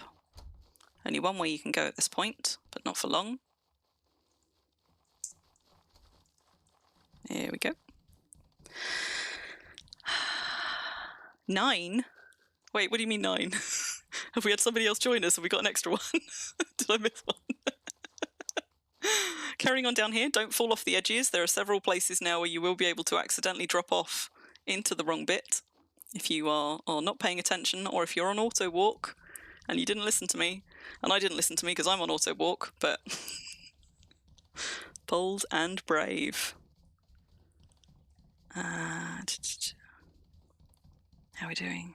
Got Stonewalker in local. Just say hi. Whoops, whoops, whoops. Come on, Crim, learn how to type. Got everybody? Is nobody yet diseased? Are we lucky? You're going to take a little bit of damage dropping down here. And you're going to take some more before we're done. So let's just make sure that nobody's too badly done. It is possible to drop down there without taking too much. In fact, I think I've taken more than the rest of you. Put together, I'll be all right. Then this tile here that I'm standing on, this is the one that we are going down. Get everybody down, there we go. And once we're all down, I'm going to get everybody back up again. Think of this like a vacation activity on Ibiza. Crim travel agency rep casually band-aiding the tourists. Yeah. Have we left anybody? Okay, bitter. So in the room, you can't select the rug. You need to select the tile around the edge of the rug, but you'll need to be stood in the middle of the rug to do it. So it won't let you do it if you're too far from the ladder. So you need to stand in the middle and select the bit of tile that you can see just around the edge. There we go. There we go. Got everybody. And back up this one. For anybody who has actually been to visit Brambleheim, like I've got a couple of secret passages and little like ways in and out, because I love secret passages and sort of hidden entrances and things, and I build them into most of my deeds. But I have to say I haven't built anything as comprehensive as this one. And it always makes me want to go and build another big deed with a lot of hidden secret things. So you want to come back down. Do you know what? I don't even know how to pronounce that. Now I'm I'm just going to call you now. Right. Don't be fooled, folks. If you were watching the earlier bit, we're not going to go up there. Although it is quite nice to go and have a peek. This room of doors, big red herring, not going there. We're going through here. Da-da-dum. Sneaky, sneaky. I love hiding things with fireplaces. I love hiding things with bookcases, actually, which I don't think I've seen in here. There might be one somewhere. But bookcases are great for hiding doors. Definitely don't do this bit on auto walk. You're going to be crossing this corner here. So you can just walk right across it. You'll be fine. Just make sure you line it up nicely. 1, 2, 3, 4, 5. Oh, I'm missing some people. Have we left some upstairs? Am I going to have to go back for them? Also, if you have picked up any extra wounds, now's a good time to heal them, because you are potentially about to take either no damage or a lot of damage. Memesy, missing 3. 1, 2, 3, 4. Right, you guys stay here. I'm just going to go and try and find the strays, because they may have not seen where we went. You can just about. Right, okay, there's one. Right, Diabolist. Who else have we got? Who else have we got? Feel like we're missing some more. Ah, we still got somebody who's struggling to climb down. Gotcha. So, just going to go and retrieve anybody that we left in the other room, because there might still be somebody up here. Climb up. Yes, okay, right. Guys, so, Minibassa. So if you haven't already figured it out, you want to stand in the middle of the rug, right here, and then you want to select the tile, not the rug. So if you right-click the tile here, you'll see it says opening, and if you're standing in the middle, then it will let you climb down. That's it. Wait, I swear she came down. She's just gone back up again. Or have I missed her? Ah! Did I lose somebody back up in the room? You can select the adder. The ladder, the option, it's not the ladder you want to select. So, it's the tile. Select the ladder. Stand in the middle of the rug. You want to right-click the tile that says Puzzle City Opening. So you're not trying to select the ladder, you're selecting the tile that we are standing on the pottery bit. And then it should give you a climb down option. Has anybody encountered a thing like this? It's a Calvert trap. It absolutely is a Calvert trap. Has anybody encountered a thing like this before, where they can't climb down off a tile? In my experience, mostly it's when people are selecting the wrong bit. But it would be interesting if anybody has encountered a bug where they can't do it. You have the option, it's just not working. Don't know why it would be. What's it telling you? Is it because if I know if I stand on the edge and I climb down, what I get is move a little closer to the ladder. What are you getting in the event window? Are you just clicking on it and getting nothing? You're definitely not clicking like a tile border or the rug.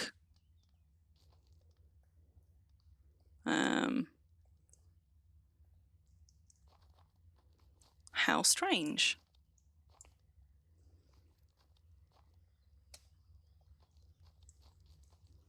Well, we might have lost one of our party folks. I don't know why it wouldn't be letting you come down. The option in the context menu is just orange. I click, nothing happens, no event, nothing. I don't have an easy way to get you through either. Farron, somebody's stuck even knowing how to get through the puzzle.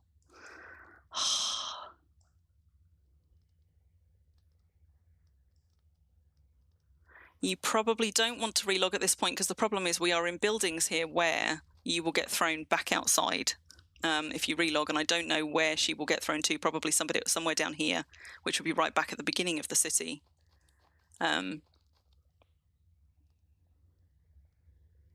click. Yeah, I mean, have you tried doing it with the F key instead of using the right click menu? So if you, instead of right clicking, if you left click the tile whilst you're standing on the middle and hit F, does that do anything? Yeah, F is the same action, but it's a different way of doing it because it's using the default key instead of using the right click menu. I don't know if that would make a difference, but it is worth trying.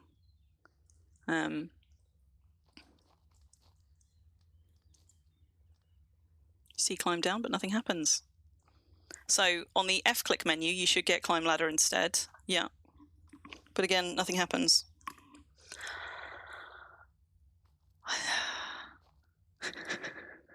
It's got you checking the ground for tracks, which is not what you want to be doing.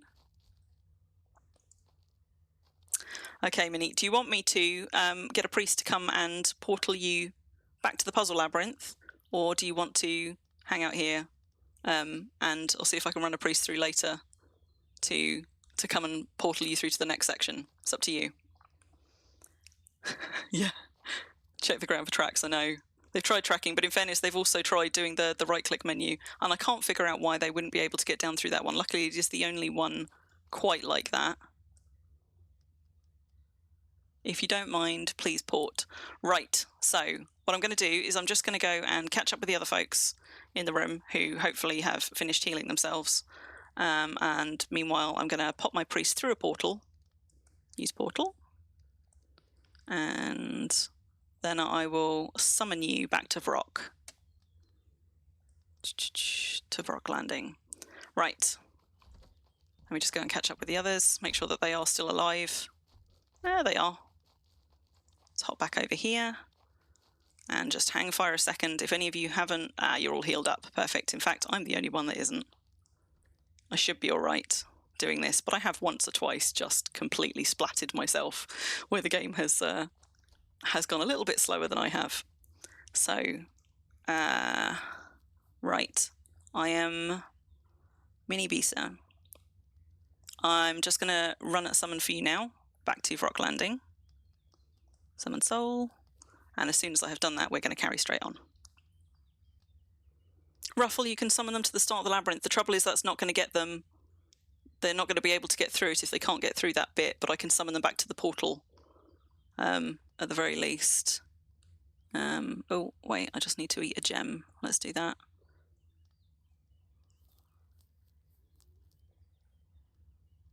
I've never encountered anybody not being able to get through that bit before, so I wonder if that's something that's worth putting in a support ticket about. Because if you're trying all of the things and it's not doing it for you, clearly something there is buggy. But I've never had it on any of my alts running through it, so I don't really know what to suggest at this point. Okay, My priest is just getting his last bit of favour because, of course, eating gems does not get you directly to 100. So for the rest of you, you can pick any of these doors. You just want to make sure whatever you do, you line yourself up well. I'm going to go from this corner because that's the one I always take. Take whichever one you like. Just try very, very hard on your way down. For anybody who's never done falling over a distance before, you can control yourself somewhat in the air, so you can still use the movement keys to direct yourself in the air. Very useful if you ever play lawn darts at the friend along. But when you're ready, you want to try and aim for that middle tile, because if you clip any of the others, you will take a bruise on the way down, like I just did. And if you land on this wall on the top, you should be able to just walk off it. And there's a statue of rejuvenation just here for anybody who took some bruises on the way down, bruise damage. Okay, priest is now back up to favour, so I'm just going to summon our lost soul out. And then we can carry on as we were. The horror begins. Ruffle is lost. Ruffle. Okay, so Ruffle, which bit are you in? Describe it to us. Have you come into the room full of doors?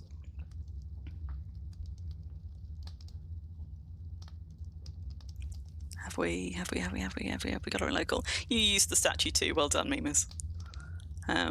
If anybody spots Ruffle, drop back down through the hatch. Tell me. Okay, Ruffle. So the room of doors is a red herring. Go back down the stairs, but not back through the door. And you want to cross through the secret, not a wall, just there.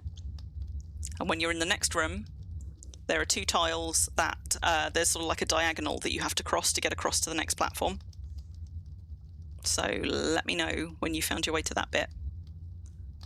Right, summon coming for you now. Mini Bisa.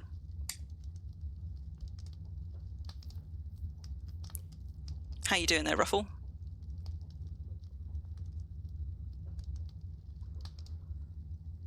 So have you made it through to the secret level? Sorry, that's what I get for not stopping and making sure I have my whole touring party assembled. Oh, Mini Bisa, you made it through. Okay, so that's interesting. So there's an interesting glitch there. So Mini Bisa's figured out what the problem was. Apparently, she had a wound activated, and with the wound activated, it wouldn't let her do it. And as soon as she activated something else, it fixed it. So if anybody ever encounters a problem like that before, that's a good tip, something to try. So Mini Bisa, has Ruffle come down and joined us, or is Ruffle still up the top? I'm going to try and talk you through this bit, and for anybody who's listening and trying very hard not to get spoilers, you're just going to have to tune out, I'm afraid, for a couple of minutes, because I don't have a way to go back up there to walk them through, so I'm going to have to tell them the way through. So, Mini Bisa, you go down that ladder, and you go up the other ladder in that room. We'll talk you through it, Mini Bisa. We're not that far ahead. You'll be all right. You're not so far behind that we can't catch you up. So the ladder you just came down, if you move across a couple of tiles, there'll be another ladder to go up.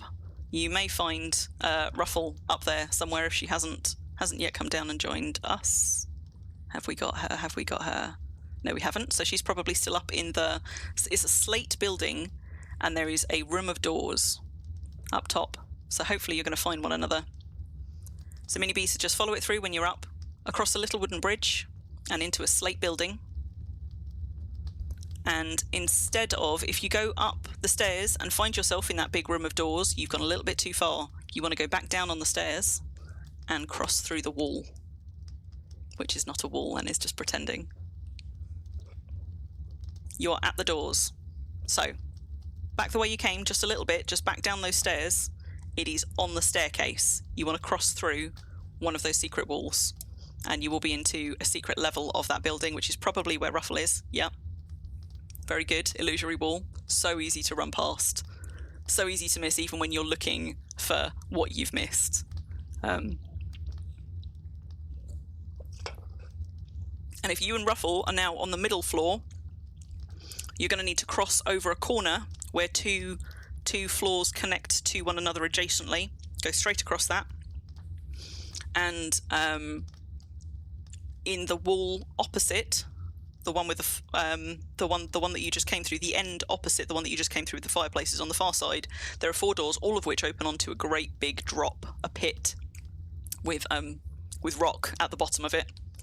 And you're going to want to line yourself up and take a running jump and try and hit that middle rock tile, drop down into that vault. You did the diagonal. Now you're going to run out.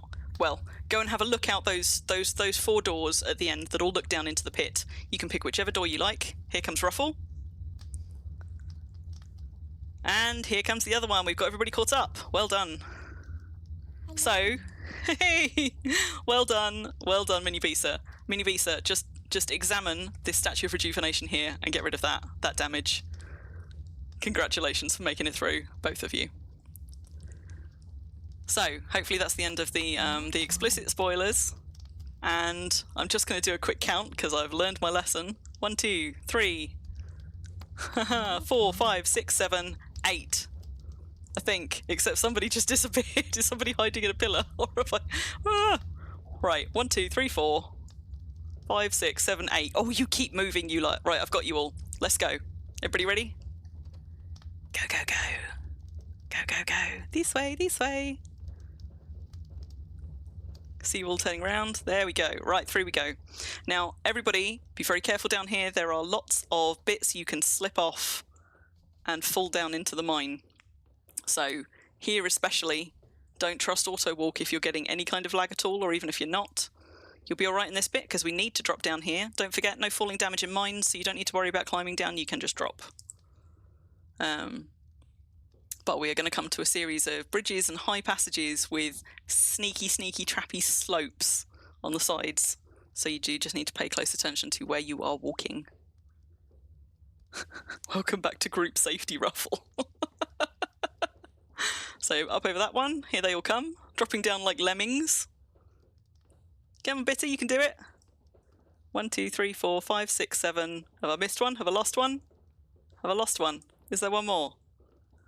Tell me I haven't already lost one. 1, 2, 3, 1, 2, 3, 4, 5, 6, 7. There we go. Got Ruffle. Carry on through here. Make sure you follow me up the right one of these, because otherwise you're going to be going up and down ladders for a long old time trying to find us. Have I got you all? Have I got you all? Yes, I do. Going this way, folks.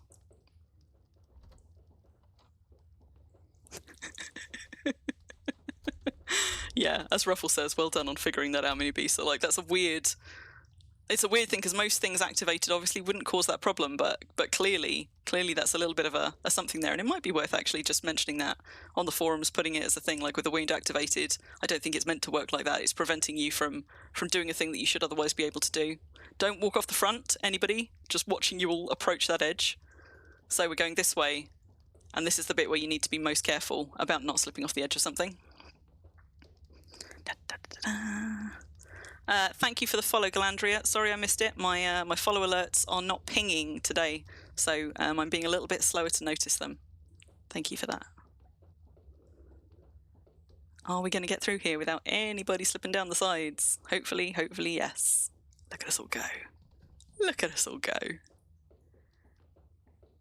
And we're doing okay for time, actually, despite a couple of bits that have given us pause.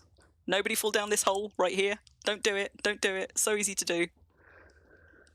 1, 2, 3, 4, 5, 6, 7, 8. And we're going to carry on down here. So we're making good time, which means I should be able to try and do my super duper speed run, fast as my legs can carry me, definitely not getting distracted anywhere along the way, as a third run once we've finished this, and see if I can beat my best time. And my best time is... did actually go and check and write it down, because I remember telling my alliance mates when I timed it before. My best time is 18 minutes door to door from the beginning to the end of the labyrinth.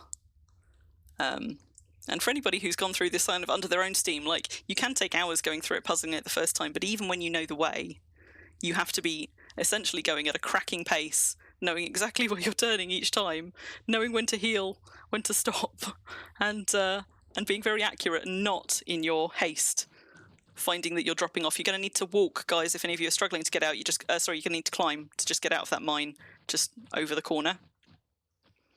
1, 2, 3, 4, 5, 6, 7, 8.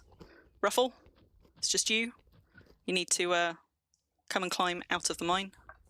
You missed it. Did they get down the ladder under the Yes, Griffith. We would just, like, I literally had just gone to summon them back, and they figured it out. It was because, in a little bit of logic, it's because they had a wound activated, and it wouldn't let them do it while they had the wound activated, and as soon as they activated something else, then it let them do it, which sounds like a weird bit of weird bit of worm coding right there that somebody should probably flag up on the forum, but we got to the bottom of it at least. So everybody get your climb on. Hopefully this shouldn't be a problem for any of us because we are all relatively healthy and a lot of you are practically naked. We do look like ants. I know, we look like ants when we're going up hills when you're watching it from behind, and whenever I do a drop and then I turn around and watch all you guys, you're like lemmings. I just watch you all like run to the edge and like drop down, which is pleasing me a great deal. Whoop. Just make sure I got you all right through here. Just get everybody assembled in the room. 1, 2, 3, 4, 5, 6, 7, 8. This staircase. And this is the one that goes left then right then left then right, and you go round and round and you get so dizzy. So dizzy. I quite like the corkscrew staircases. I use them a lot in my builds because they're really efficient in terms of space. But I know a lot of people don't like them at all because they just make them feel so ill. 1, 2, 3, 4, 5, 6, 7, and 8. Right. Now I'm going to go through this. These are a lot of one-tile rooms. Try not to lose anybody on the way. But well done, Helen. But if nobody gets diseased in this section, honestly, I will be amazed, because we're going to do an awful lot of all packing together on one tile and dropping down the first bit. Here they go, like lemmings. Whee! Look at them all go. Whee, wee, wee. And for the next bit, carry on through. I'm glad that we are not being too badly well, I'm not being too badly affected by Xanadu's famous lag. I'm sorry if any of you guys are. Dropping down another one. Whee, like lemmings, there they go. Yeah, I like them as well, Galandria, because I can take them at speed, but I have to say, if I do it on auto walk at speed, sometimes I do, like if it's 2 or 3 of them stacked on top of one another, there is a dangerous moment where you don't corkscrew quite as fast as the stairs do, and you can sometimes end up dropping off the edge of one. Right, and here's the last one. And a statue of rejuvenation, because you will all have taken a bit of falling damage probably doing that. So use the statue. Don't drop off the ledge. 1, 2, 3, 4, 5, 6, 7, 8. Got you all. Yeah, yeah. Nearly done with the city. Little lemmings doing their little lemmingy thing. The ones running on the screen. Crim, who's in my party today? So we've got, who've we got? So we've got Mima's here on an alt. We've got Mini Bisa. We've got Bitterrender. I still can't pronounce this one, so I'm going to call you now. We've got Lords. I'm just going to call you Lords. Mini Bisa. No, it wasn't you I was struggling to pronounce. It's now Yumi. We've got Thrunder, we've got Grumpini, and somewhere we've got a Ruffle.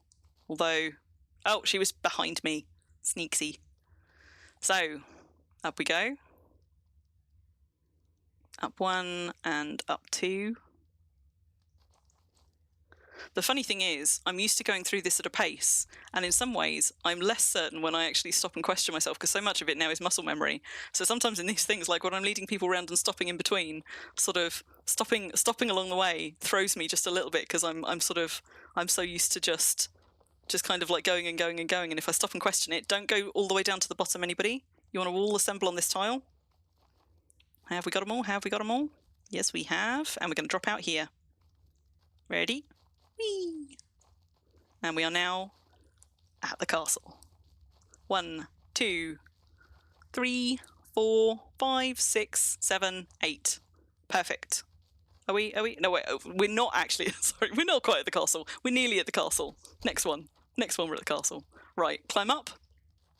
This is what I mean, right? About when I'm running it by myself, I'm like straight through there, know exactly what I'm doing. And as soon as I have to sort of stop and think about it, then I get a little bit thrown. If one leaves the group to go upstairs to take a shower, count that one as a loss. Got everybody up. Right, through we go. Up, up, up.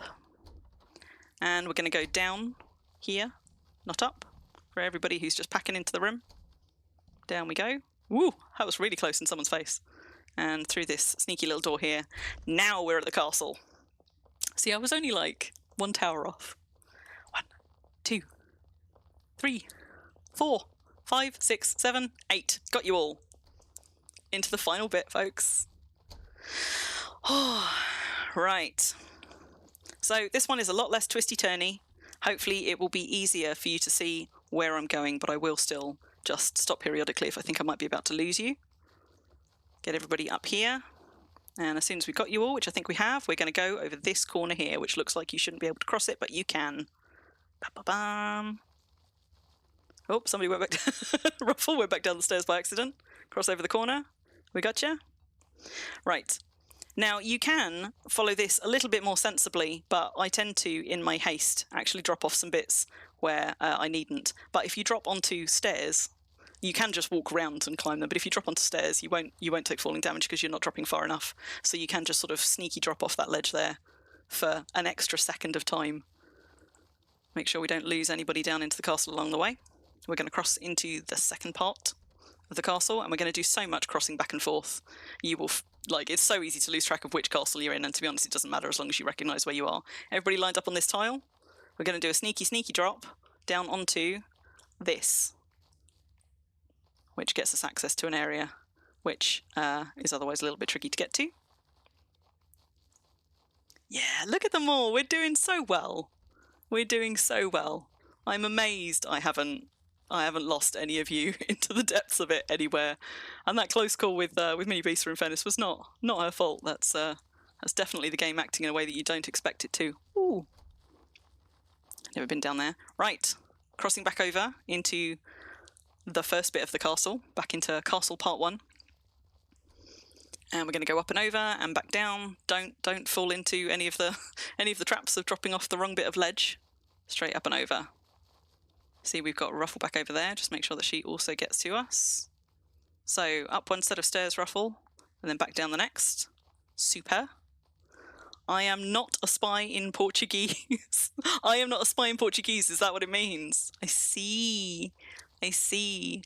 If anybody was watching this desperately trying not to get spoilers at this point, I mean, I'd be amazed if you managed to get this far without getting any, but look away now, because we're going to go down one of the spoilery bits that sometimes takes a lot of people a while to find, which is another one of those hidden ones. And having said that, actually, there wasn't another one of these with the rug. Of course, there is. There's this one. It's not the rug problem, but it's the same kind of puzzle. And hopefully anybody doing this by themselves learnt it earlier and therefore thinks to look for that kind of puzzle again. But sometimes people still miss it. Not using your wound, absolutely, is the way to do it. Back we go. Beautiful eyes. Which are beautiful eyes, Willow? Is it all these people that keep coming and bumping up into me? Ruffle's got beautiful eyes. Look at those. I do keep accidentally ending up inside people's heads. Right, this one's going to hurt, guys. Just try not to clip into a fence. So you don't want to control yourself through the air here. You literally just want to do a little drop. So we're going this way. Whoop! Like this. Here they come.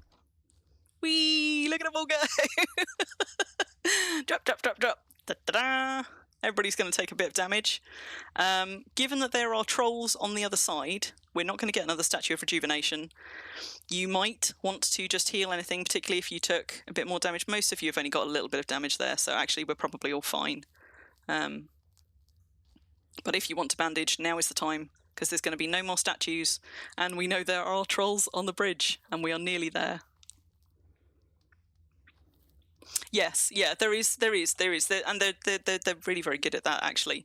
So there's usually at least one hint about anything tricky, but also there's, you get taught in a way. If you struggle in the beginning with one of the clues, and you find a clue that tells you how to do it, like with the carpets, for example, then even if you don't get get the later clue, sometimes having gotten the earlier clue will teach you a certain way that puzzles work in this. Some puzzles work in this and give you a bit of a head start on how to do it. So I'm just going to let Memesy finish healing. Right, up we go. And we're almost there, guys. Almost at the very, very end. Don't drop off any of these ledges. Would be very easy to do, especially if you're auto-walking. I'm going to say it so many times.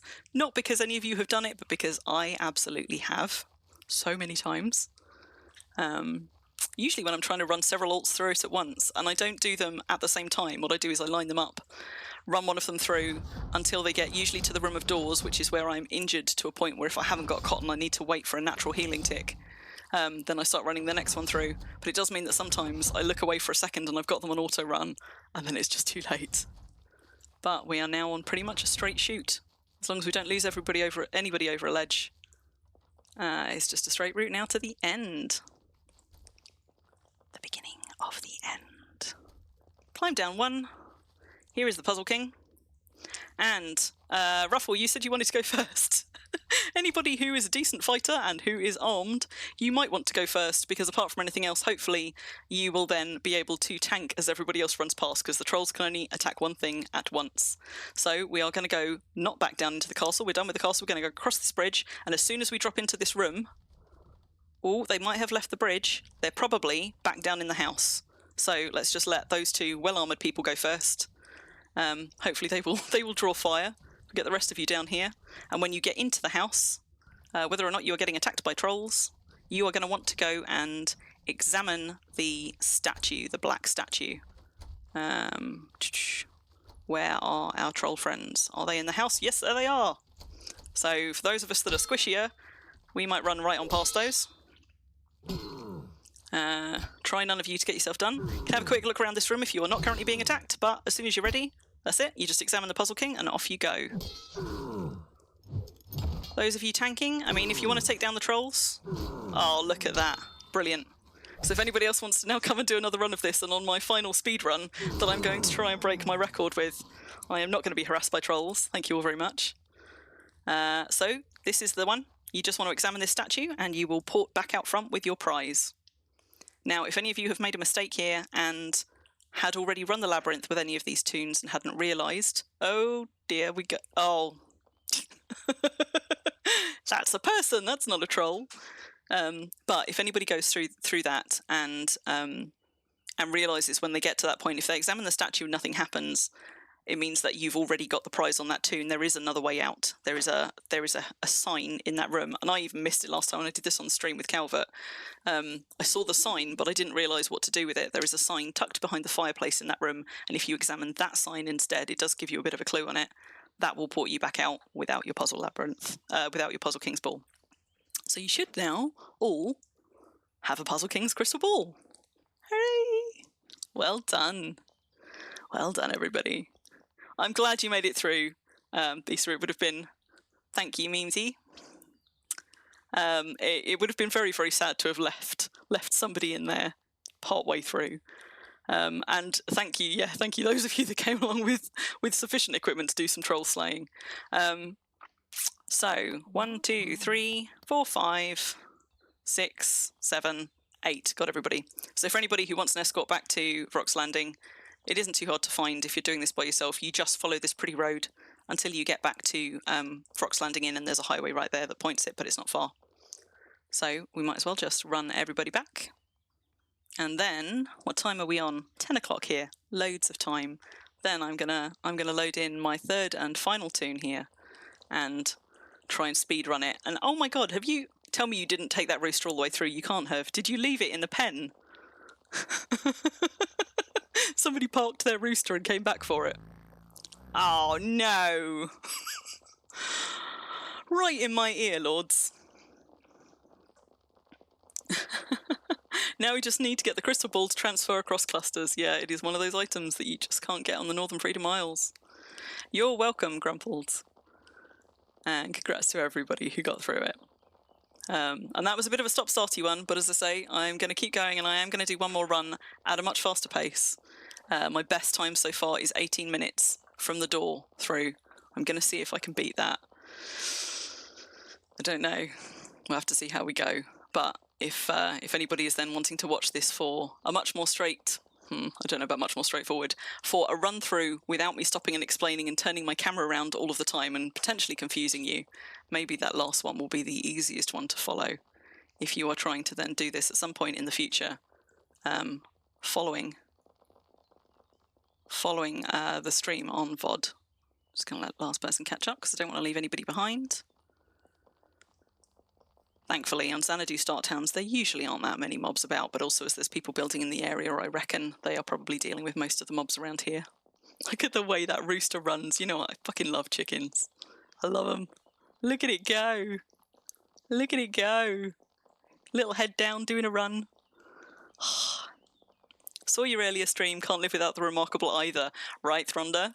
You know what, and it's so, like, anytime I talk to people about it, they're like, oh my god, I want one. Thank you, Ruffle. I was just going to look for her to do that. Anytime I talk to anybody about the remarkable, like, I always feel a little bit bad because they're always like, oh, it sounds really good, I really want to get it. And I'm like, I know, and it is really good, but also it is ridiculously expensive for a digital notebook, but I could not, I mean, obviously I could live without mine, but it has been a big quality of life improvement for me, my remarkable. For anybody who doesn't know what we're talking about, I talked about this in a previous stream.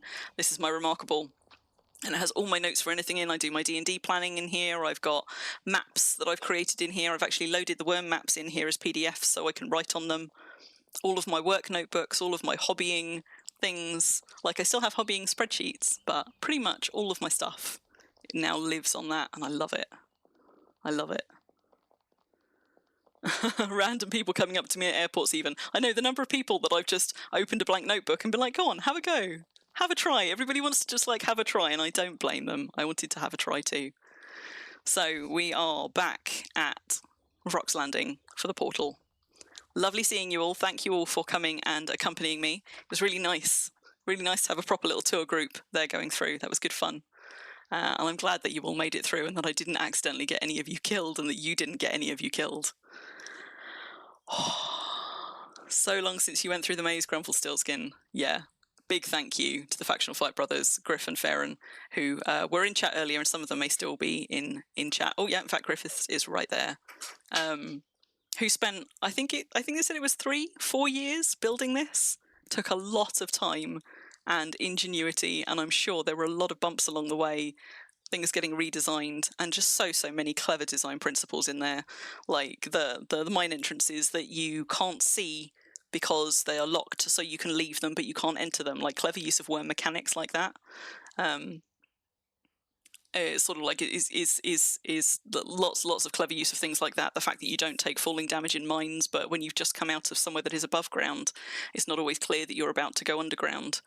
And even if you know you are, often you've just taken a load of falling damage doing stuff above ground, and it makes people more cautious, even though they might know, you know, cerebrally that they don't take damage in mines. It still makes you kind of like not want to risk it, or kind of like wince when you land in a mine and then you realise that you're not actually damaged, and lots of clever like pitfalls and traps and things. So right, I'm going to leave you guys there, and I'm going to, because whoops.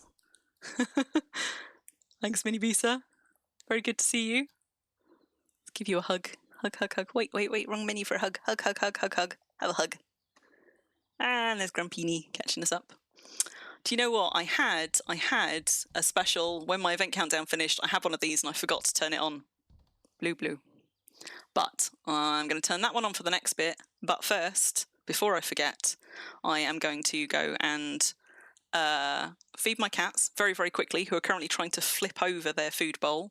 And while I do that, I'm going to leave you on this screen. There is a slaying tomorrow on release. Despite we having a slaying last weekend, we've got another one this weekend. So it is at the usual time, in the usual place, on release, which is blood and hide for everybody. Is it hide? Is this one a dragon or a hatchling? Hide or scale for everybody. And as with all public slayings on release that these guys organise, I think the loot is all going to be rolled as well. So you can beat them with a chance of getting whatever it drops. Rare bone, maybe a tome if we're really lucky. People often throw other prizes into the thing. So that's on tomorrow. I'm going to be back in literally 1 minute. Won't be long at all. And then I'm going to do my speed run. Yeah, that was your first time through Ruffle, wasn't it? If anybody, like, I am going to keep running a lot more toons through this. As I said, I've got quite a few more runs to do. So if anybody wants a run through and still isn't quite confident about doing it by themselves and would like some company, I am always happy to try and coordinate with people to try and just sort of buddy up. If you want a buddy to run it with, I've got a lot more alts to run it on. Say hi when you pass my deed. If you come from the north to Bruce's, there you go. Say hi to Help Kraken on the way past. Right, back in 1 minute, guys. Be good.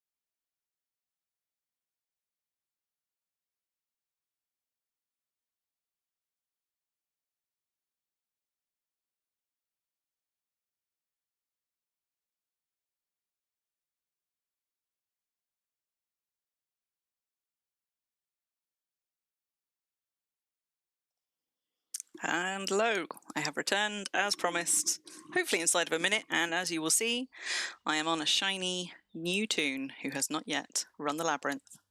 So, I'm just going to, that is my priest there, just regenerating his favour. I'm just going to log Saranel out, she's okay, and move her home later. And final time, I'm not going to start timing myself until I actually get outside to the labyrinth. I have actually timed it from the portal before. I tried very, very hard. Ruffle definitely didn't get distracted by merchants on the way back. I tried very, very hard to find a way to do, get a stopwatch function through my streaming software. I use OBS and I use Stream Elements and all kinds of plugins. I couldn't find one easily. I could only find a countdown timer, which I obviously made use of, but I couldn't find a stopwatch one, which makes me sad because I really wanted to be able to start a stopwatch going on stream. I'm sure there is a way to do it. I just didn't find it in time. And there's Ruffle, finally catching up after getting distracted. So instead, I'm going to have to do it off my in-game event things. So I'm going to stop just off deed, make a note of the time, and I'm going to try and go through sort of on the minute so that it's nice and easy to make a note of. And I will count the point that I finish it as when I am ported back outside to the front of it. And unfortunately, without a stopwatch, that's going to be the best way I managed to do it, I think, on stream. Screen capture of a Google stopwatch. Yeah, that might work, actually. That might work. I hadn't thought of that. I feel like also there must be an OBS plugin that does that. What I found was a whole load of like Reddit rabbit holes of people being like, why can't Stream Elements do a stopwatch? Why isn't there something already built in? Here's a way around it that you can do it. But yeah, I think actually, you know, a browser source or something like that might be the best way to do it if there isn't a good plugin. I will, with a little bit more time, go trying investigating and seeing if I can find a good one that I have time to test, because it would be fun to do some more things like this in the future. Getting that summon 10 seconds earlier, that's okay. That's okay, Lisa. You can just sit there regenerating his favour, not a problem at all. I'm glad that you figured it out just in time, because it would have been a real bummer to have just gotten summoned back from part way through. I'm so glad that you did manage to complete it. I see we've still got little Ruffle in local. Are you going to run a second one through, Ruffle? And some folks who are working on their deed nearby, just over here. Apparently it's apple season for any foresters out there. I'm being very, very good and not stopping and picking all of the apples, because the reason my forestry is so high is because anytime I see fruits on the trees or on the bushes in Wurm, I'm like, oh, I've got my sickle on me. I could just fill my pockets. I could do that. And it doesn't take long to weigh yourself down with fruit, I can tell you. Okay, right. So this tile here is the last tile before I am on deed. I'm going to start here. Oh, if I got here 1 minute earlier. So I'm just going to catch up on chat, and then I'm going to mark my time and I'm going to run. And I will, Visa, your first ever Wurm event. Yeah, especially then it would have been a bummer. Well, if you're around on the Southern Freedom Miles tomorrow, you should come along to a public slaying, because if you've never been to one of those, they can be quite laggy. You probably want to, if you've got a rig that struggles at all with lag at big events, or just when there's a few people around, or when there aren't, you probably want to have a separate profile where you turn all of your settings right down for something like a public slaying. Because otherwise it can be a bit of a lag fest, much like Impelongs. I don't know when the next Impelong is that we have coming up on the Southern Freedom Miles. There was one happening on the Northern Freedom Miles recently. I don't know if it's still going. Isle of Skye had an Impelong one recently. I think the next one on the Southern Freedom Miles is probably going to be the Delhi Renaissance Festival, usually sometime around Easter. I don't think the date for it has been finalised yet. GMs are always busy where people get lost in the ocean. Yeah, you get a lot of border lag. I wonder if that's been eased at all with the portals, or if we just end up getting like portal lag instead. I don't know. I'm not going to be streaming it, but I'm sure that somebody will be. Gaffer often streams the slayings. It's his alliance that do that. Have I just accidentally moved something? Hopefully not. Yeah, Gaffer, who is another regular Wurm streamer. I think he's Gaffer Boffin on Twitch. Often streams those, so I'm sure he will be. But I will try and be there on some tunes anyway to go and enjoy the fun. It does tend to be over quite fast. It does not take long. When you've got something like 300 tunes assembled in local is pretty normal for those, but they are not all trying to hit the dragon. But even if you've got like 50 people trying to hit the dragon, it goes down fast. So it does not last very long, but there are usually summons aplenty. And in fact, before I go running in, let me just pop the link in chat for anybody who wants to find it and hasn't been to one of those before. There you go.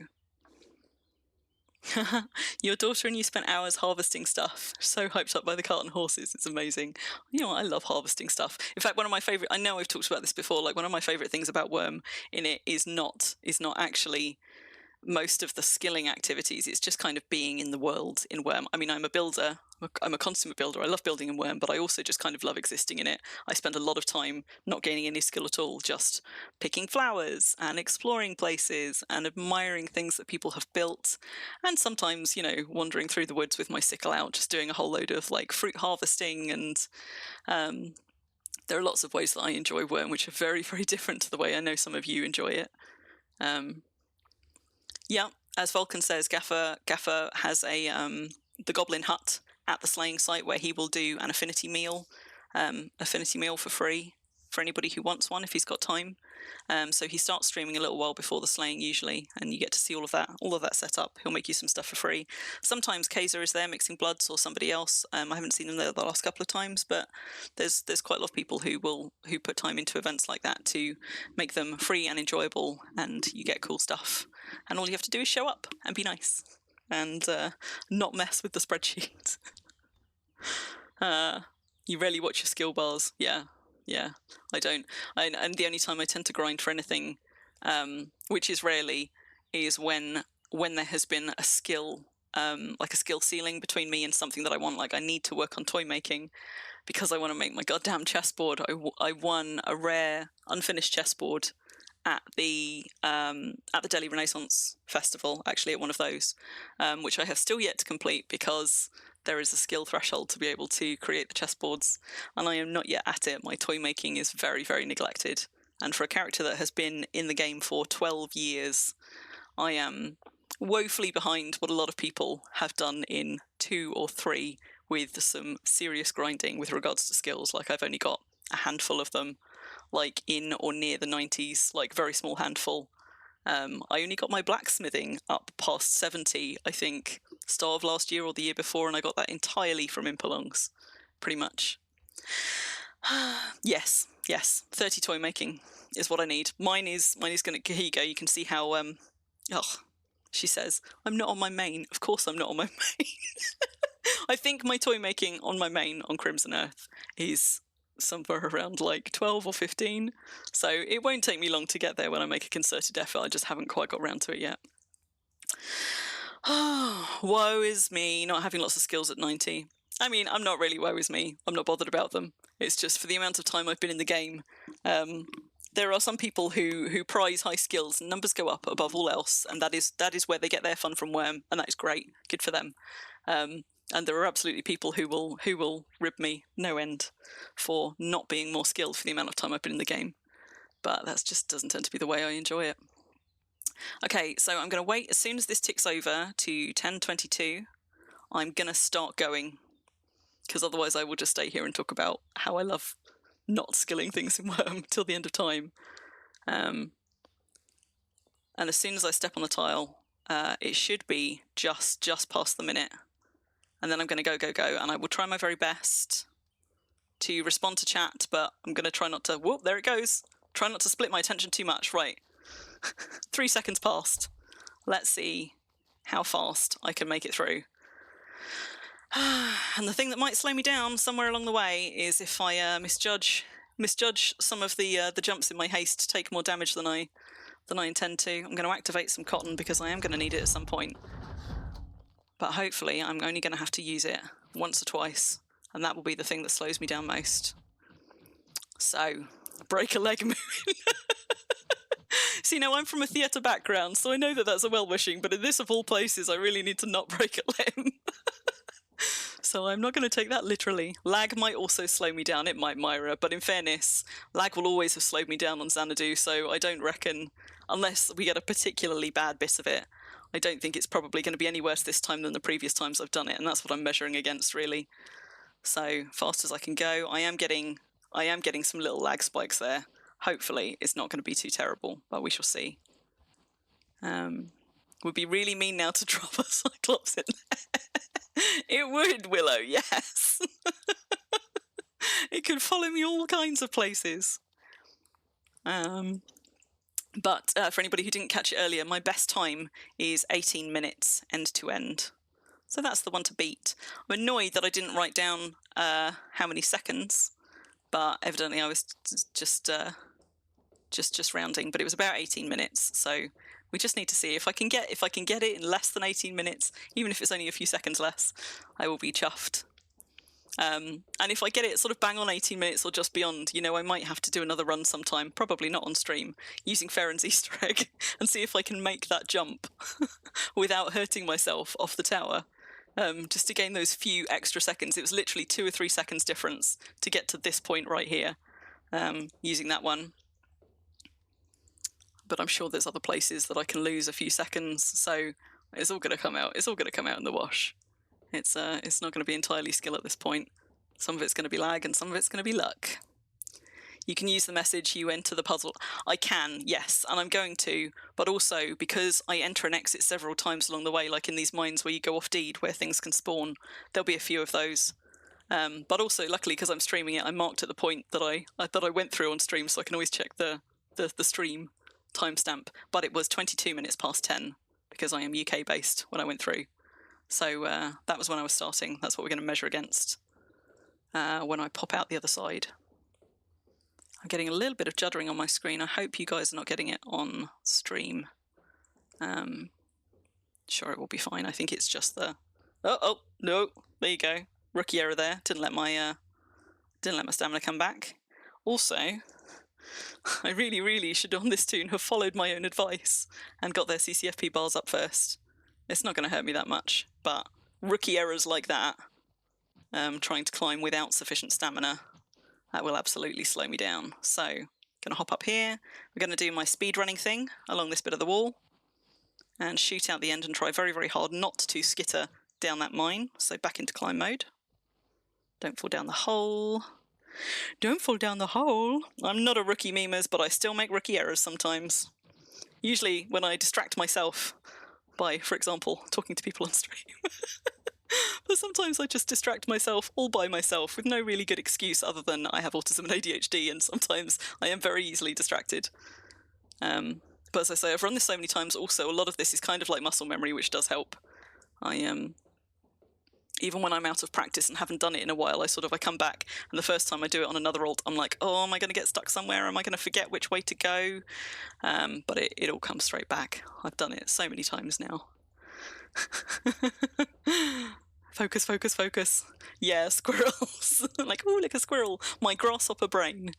Grasshoppers away again, and that's it.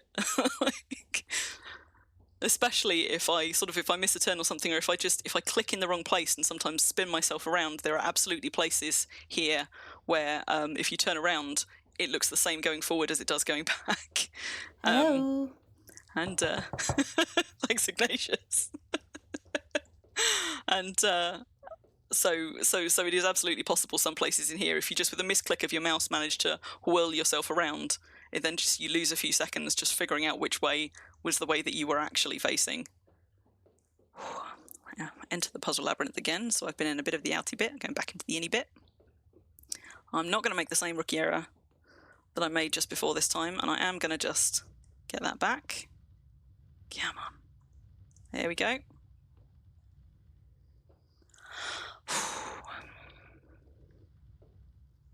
These bits always feel so slow, and when I'm like, go, go, go, go, I'm like, a sort of like the speed of climbing, and I'm like, oh.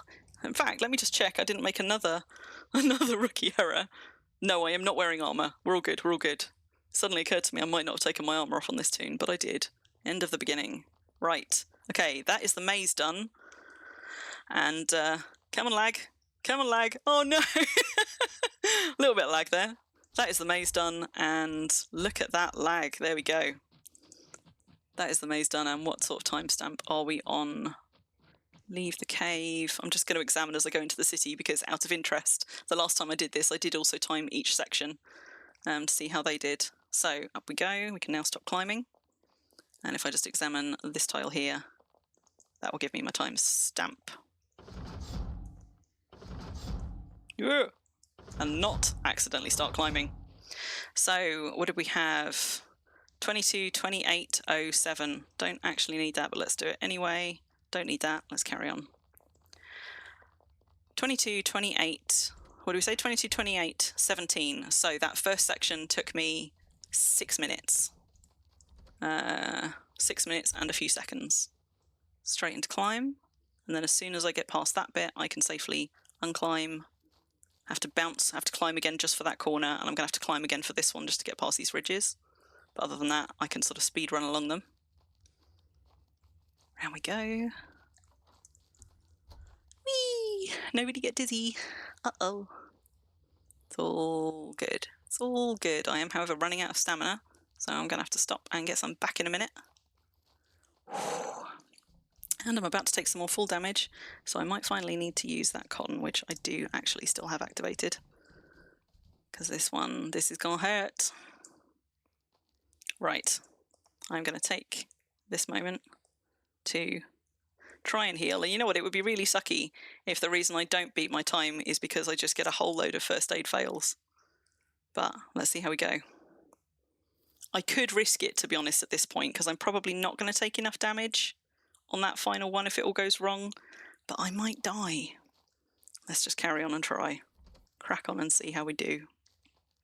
Want to do another run another day, but back to back with 2 characters. Yeah, I often run a couple of characters, 2 or 3 or sometimes 6, up to the entrance all at once, and then I just kind of, you can't easily run them all through together without a lot of stop starting, but I do tend to run them through sort of one after the other, and instead of stopping to heal with cotton, when they reach a point where they are injured enough that they would need to heal, I just stop and let the healing ticks catch up with them while I run another toon through. So it is absolutely possible to do sort of a few kind of, you know, one after the other, sort of in relay. Your second run is going very badly, Ruffle. Oh no. I don't know if you were trying to follow me through or if you were just trying to make it through from memory. Come on, lag. Come on, lag. Come on. Come on. Oh. Amazingly, luckily for this speed run, I did not take damage dropping through that, which I usually do. So that was fortuitous, which means I'm going to risk it and I am not going to heal before I do the big drop down into the vault. Usually I'm very testy about risking doing that. If I've got this much damage, I definitely try not to do it if I'm over half, but I'm going to risk it for a biscuit and hope for the best. But it has been a bit laggy, which means I might just hit something. Oh, I hit something! But that's okay, because I still made it through intact and I only took a little bruise. So examine that, and off we go. Now that is the most dangerous bit from my point of view. That is the only place, that drop right there, where I might splatter toon. So we are going to make it through. It's just, are we going to make it through fast enough? Up we go. Oh my god, it's so slow climbing. Oh, just want to get there. Yeah, half health by the time I drop down there, and usually I like, sometimes I've dropped down through that vault and I've been on like 90% damage, where I've risked it, dropped down through there, taken some damage on the way down, and just made it in time to reach that statue of rejuvenation. I'm going to F-key this because it will be faster. If you're ever trying to climb ladders fast, don't make the mistake of trying to click them before you're up the other one, because there's a thing with ladders where if you try and climb them too fast, what it will actually do is shoot you down several ladders. I don't know what causes that, but you try and overdo it, try and do it just a little bit too fast, and I have absolutely sometimes before, like when climbing Calvert's, I don't know, 10 or 11 tile tower on his deed that we go skywatching from, like gotten halfway up and then just shot all the way back down to the bottom. There was a bit of lag while I was auto walking, the exact thing I told you guys not to do. So that was lucky. Amazing I didn't fall down a hole. It would serve me right as well on stream after I've just been like repeating to you guys over and over, being like, don't auto walk, don't risk it, guys, to then on my very own speed run auto walk down one of the trap holes in the mine. Oh, a little bit of lag there. Come on, you can do it. Yeah, right.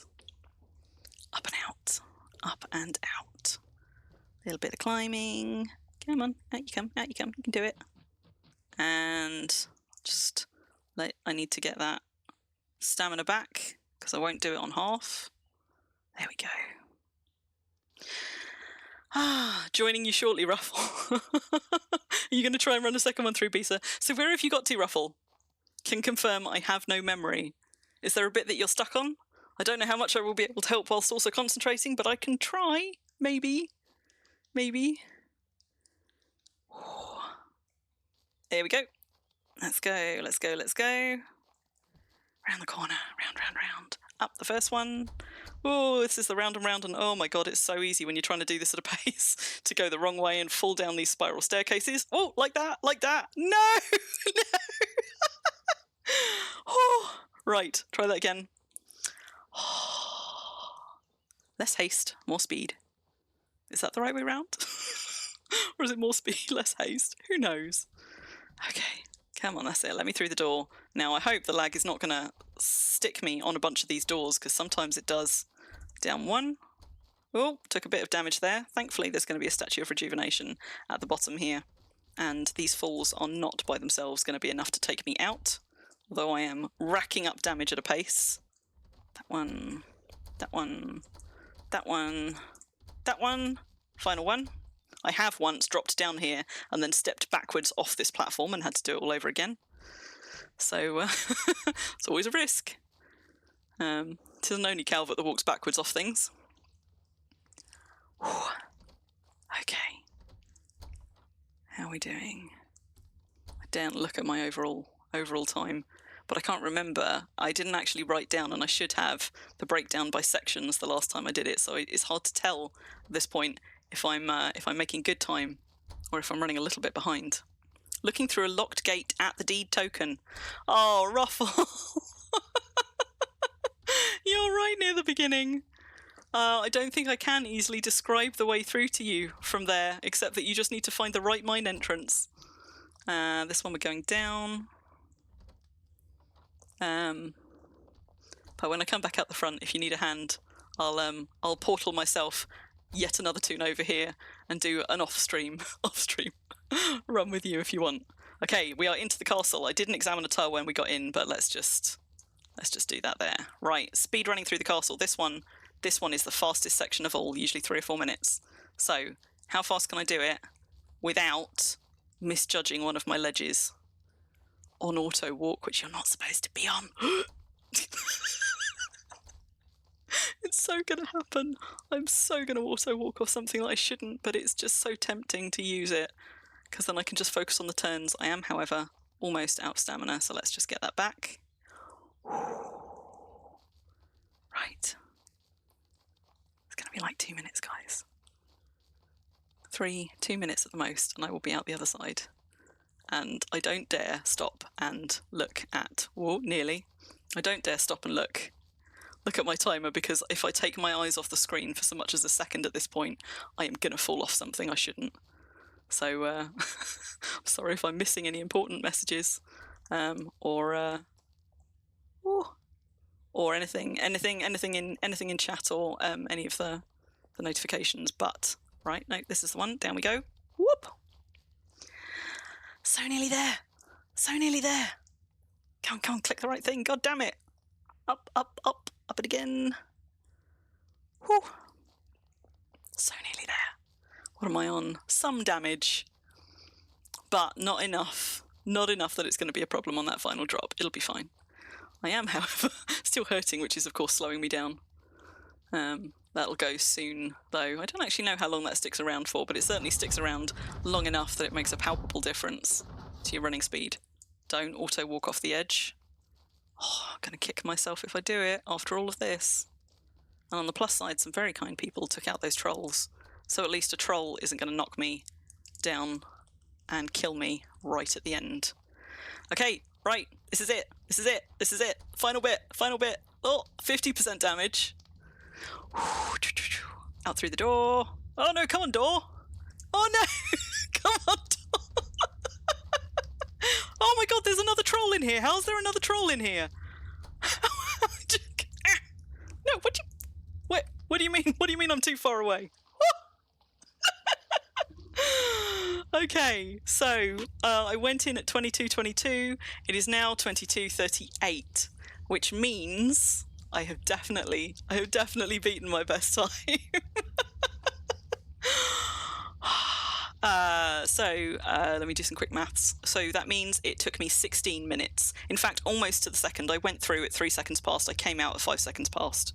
16 minutes and 2 seconds. There you go. Fastest time. Now, tell me... Wait. It was definitely 18 minutes last time, not 16, right? Yes, my best time was 18 minutes. I beat it by 2 minutes. Yes! Thank you. Thanks, Griffin. Now... yes, I'm going to run this one. I'm going to run this one back. And wind down, wrap up the stream. But what I am going to do is, how's Aramis doing?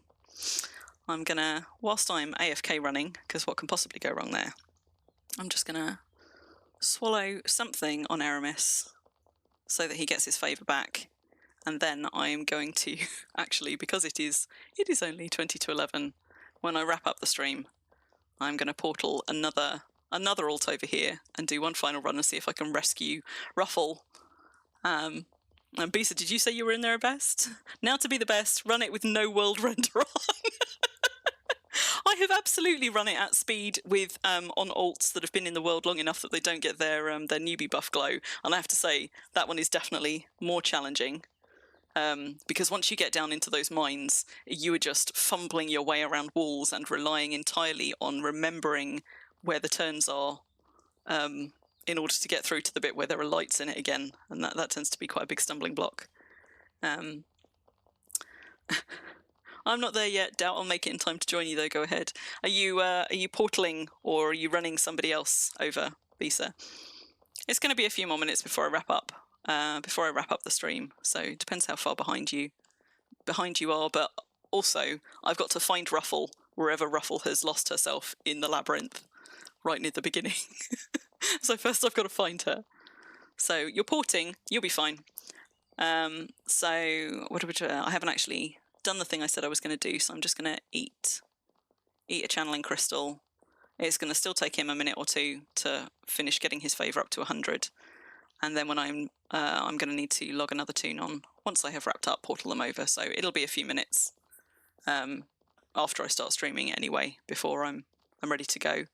And Ruffle might have found her way through by then, but I suspect she may still be lost. And it's always nice to have a friend to go with. So there we go, got that back. So at New Spring, in a few inns. Nope, says Ruffle. So, with all the lag and the hurting statues, that's a great improvement. I know, like, several of those doors were not, like, I had to keep, like, backing up and running through them where I hit lag on those doors. So, lag was not my friend, but in fairness, lag is never your friend on Xanadu. There's always a little bit of it. Hello, Ruffle. That's not the Ruffle that's lost in the labyrinth currently, obviously. But yeah, I mean, Xanadu often has a little bit of lag and refresh trouble, so I don't think I've ever had a run that's not had any of that at all. And I did get lucky there as well, not taking damage in one of the places that I usually do, which meant I didn't then have the hurt condition for that bit, and I didn't have to risk stopping and patching up or running on through and possibly splatting myself. So that probably helped a little bit as well. But yes. So I am going, Ruffle, you're just standing still in the labyrinth waiting. I'm going to wrap it up there, guys. Thank you very much for joining me. This was really good fun, and it was really nice to have so many of you to run through the labyrinth with me. If you want to, I don't know, treat this as a walk through, a companion thing to have it help you run through again. As soon as I stopped streaming, pretty much, usually within a few minutes, it will appear on Twitch and it will be watchable on there, and I will stick it on YouTube as well. But as I say, if you want a more comprehensive kind of walkthrough, other people have done them as well. I know Catspur has done one, Emu has done one. I'm sure there are others who have too, but also Factional Fight Brothers over on YouTube have got some great videos on there talking about how they went and made this. There are also some VODs there from when they were in the building of it, as well as the opening night. They did some streaming then. So I'm just going to dig out their link because they are the guys behind this. They put so much work into it, and it is brilliant. There is a lot to appreciate here, and even if you spoiled yourself and now you know some of the tricks, there is still a lot here to appreciate. That is well worth your time, and I don't like knowing it as well as I do, and knowing at this point most of, if not all of, the possible spoilers in there. It doesn't actually spoil my enjoyment of it at all. I still very much enjoy going back there and still find new things to admire about it. So if anybody wants to go and watch some of the stuff from the people who made it, go and have a look at their stuff on YouTube, and they are also on Twitch under the same name, and they're still streaming regularly. Not streaming Wurm so much at the moment, although they have done some last year. So go and give them a follow if you are not already following them. They've done some super stuff. There is a compass on every deed token. Yeah, you'll be all right. You'll be all right, Bisa. Don't worry too much about the compass. Also, once you get into Vrock, when I portal my ult in here, you can run from Vrock here with me if you want to, but also there are signs around here. So from here, if there isn't a pointy sign to the Puzzle Labyrinth right here, which there might be one somewhere, what you want is this one to the Vrock landing inn. That's the first direction you want to take, and once you get to the inn, then there are definitely signposts pointing you to the Puzzle Labyrinth, but you just need to find that pretty road, the diagonal road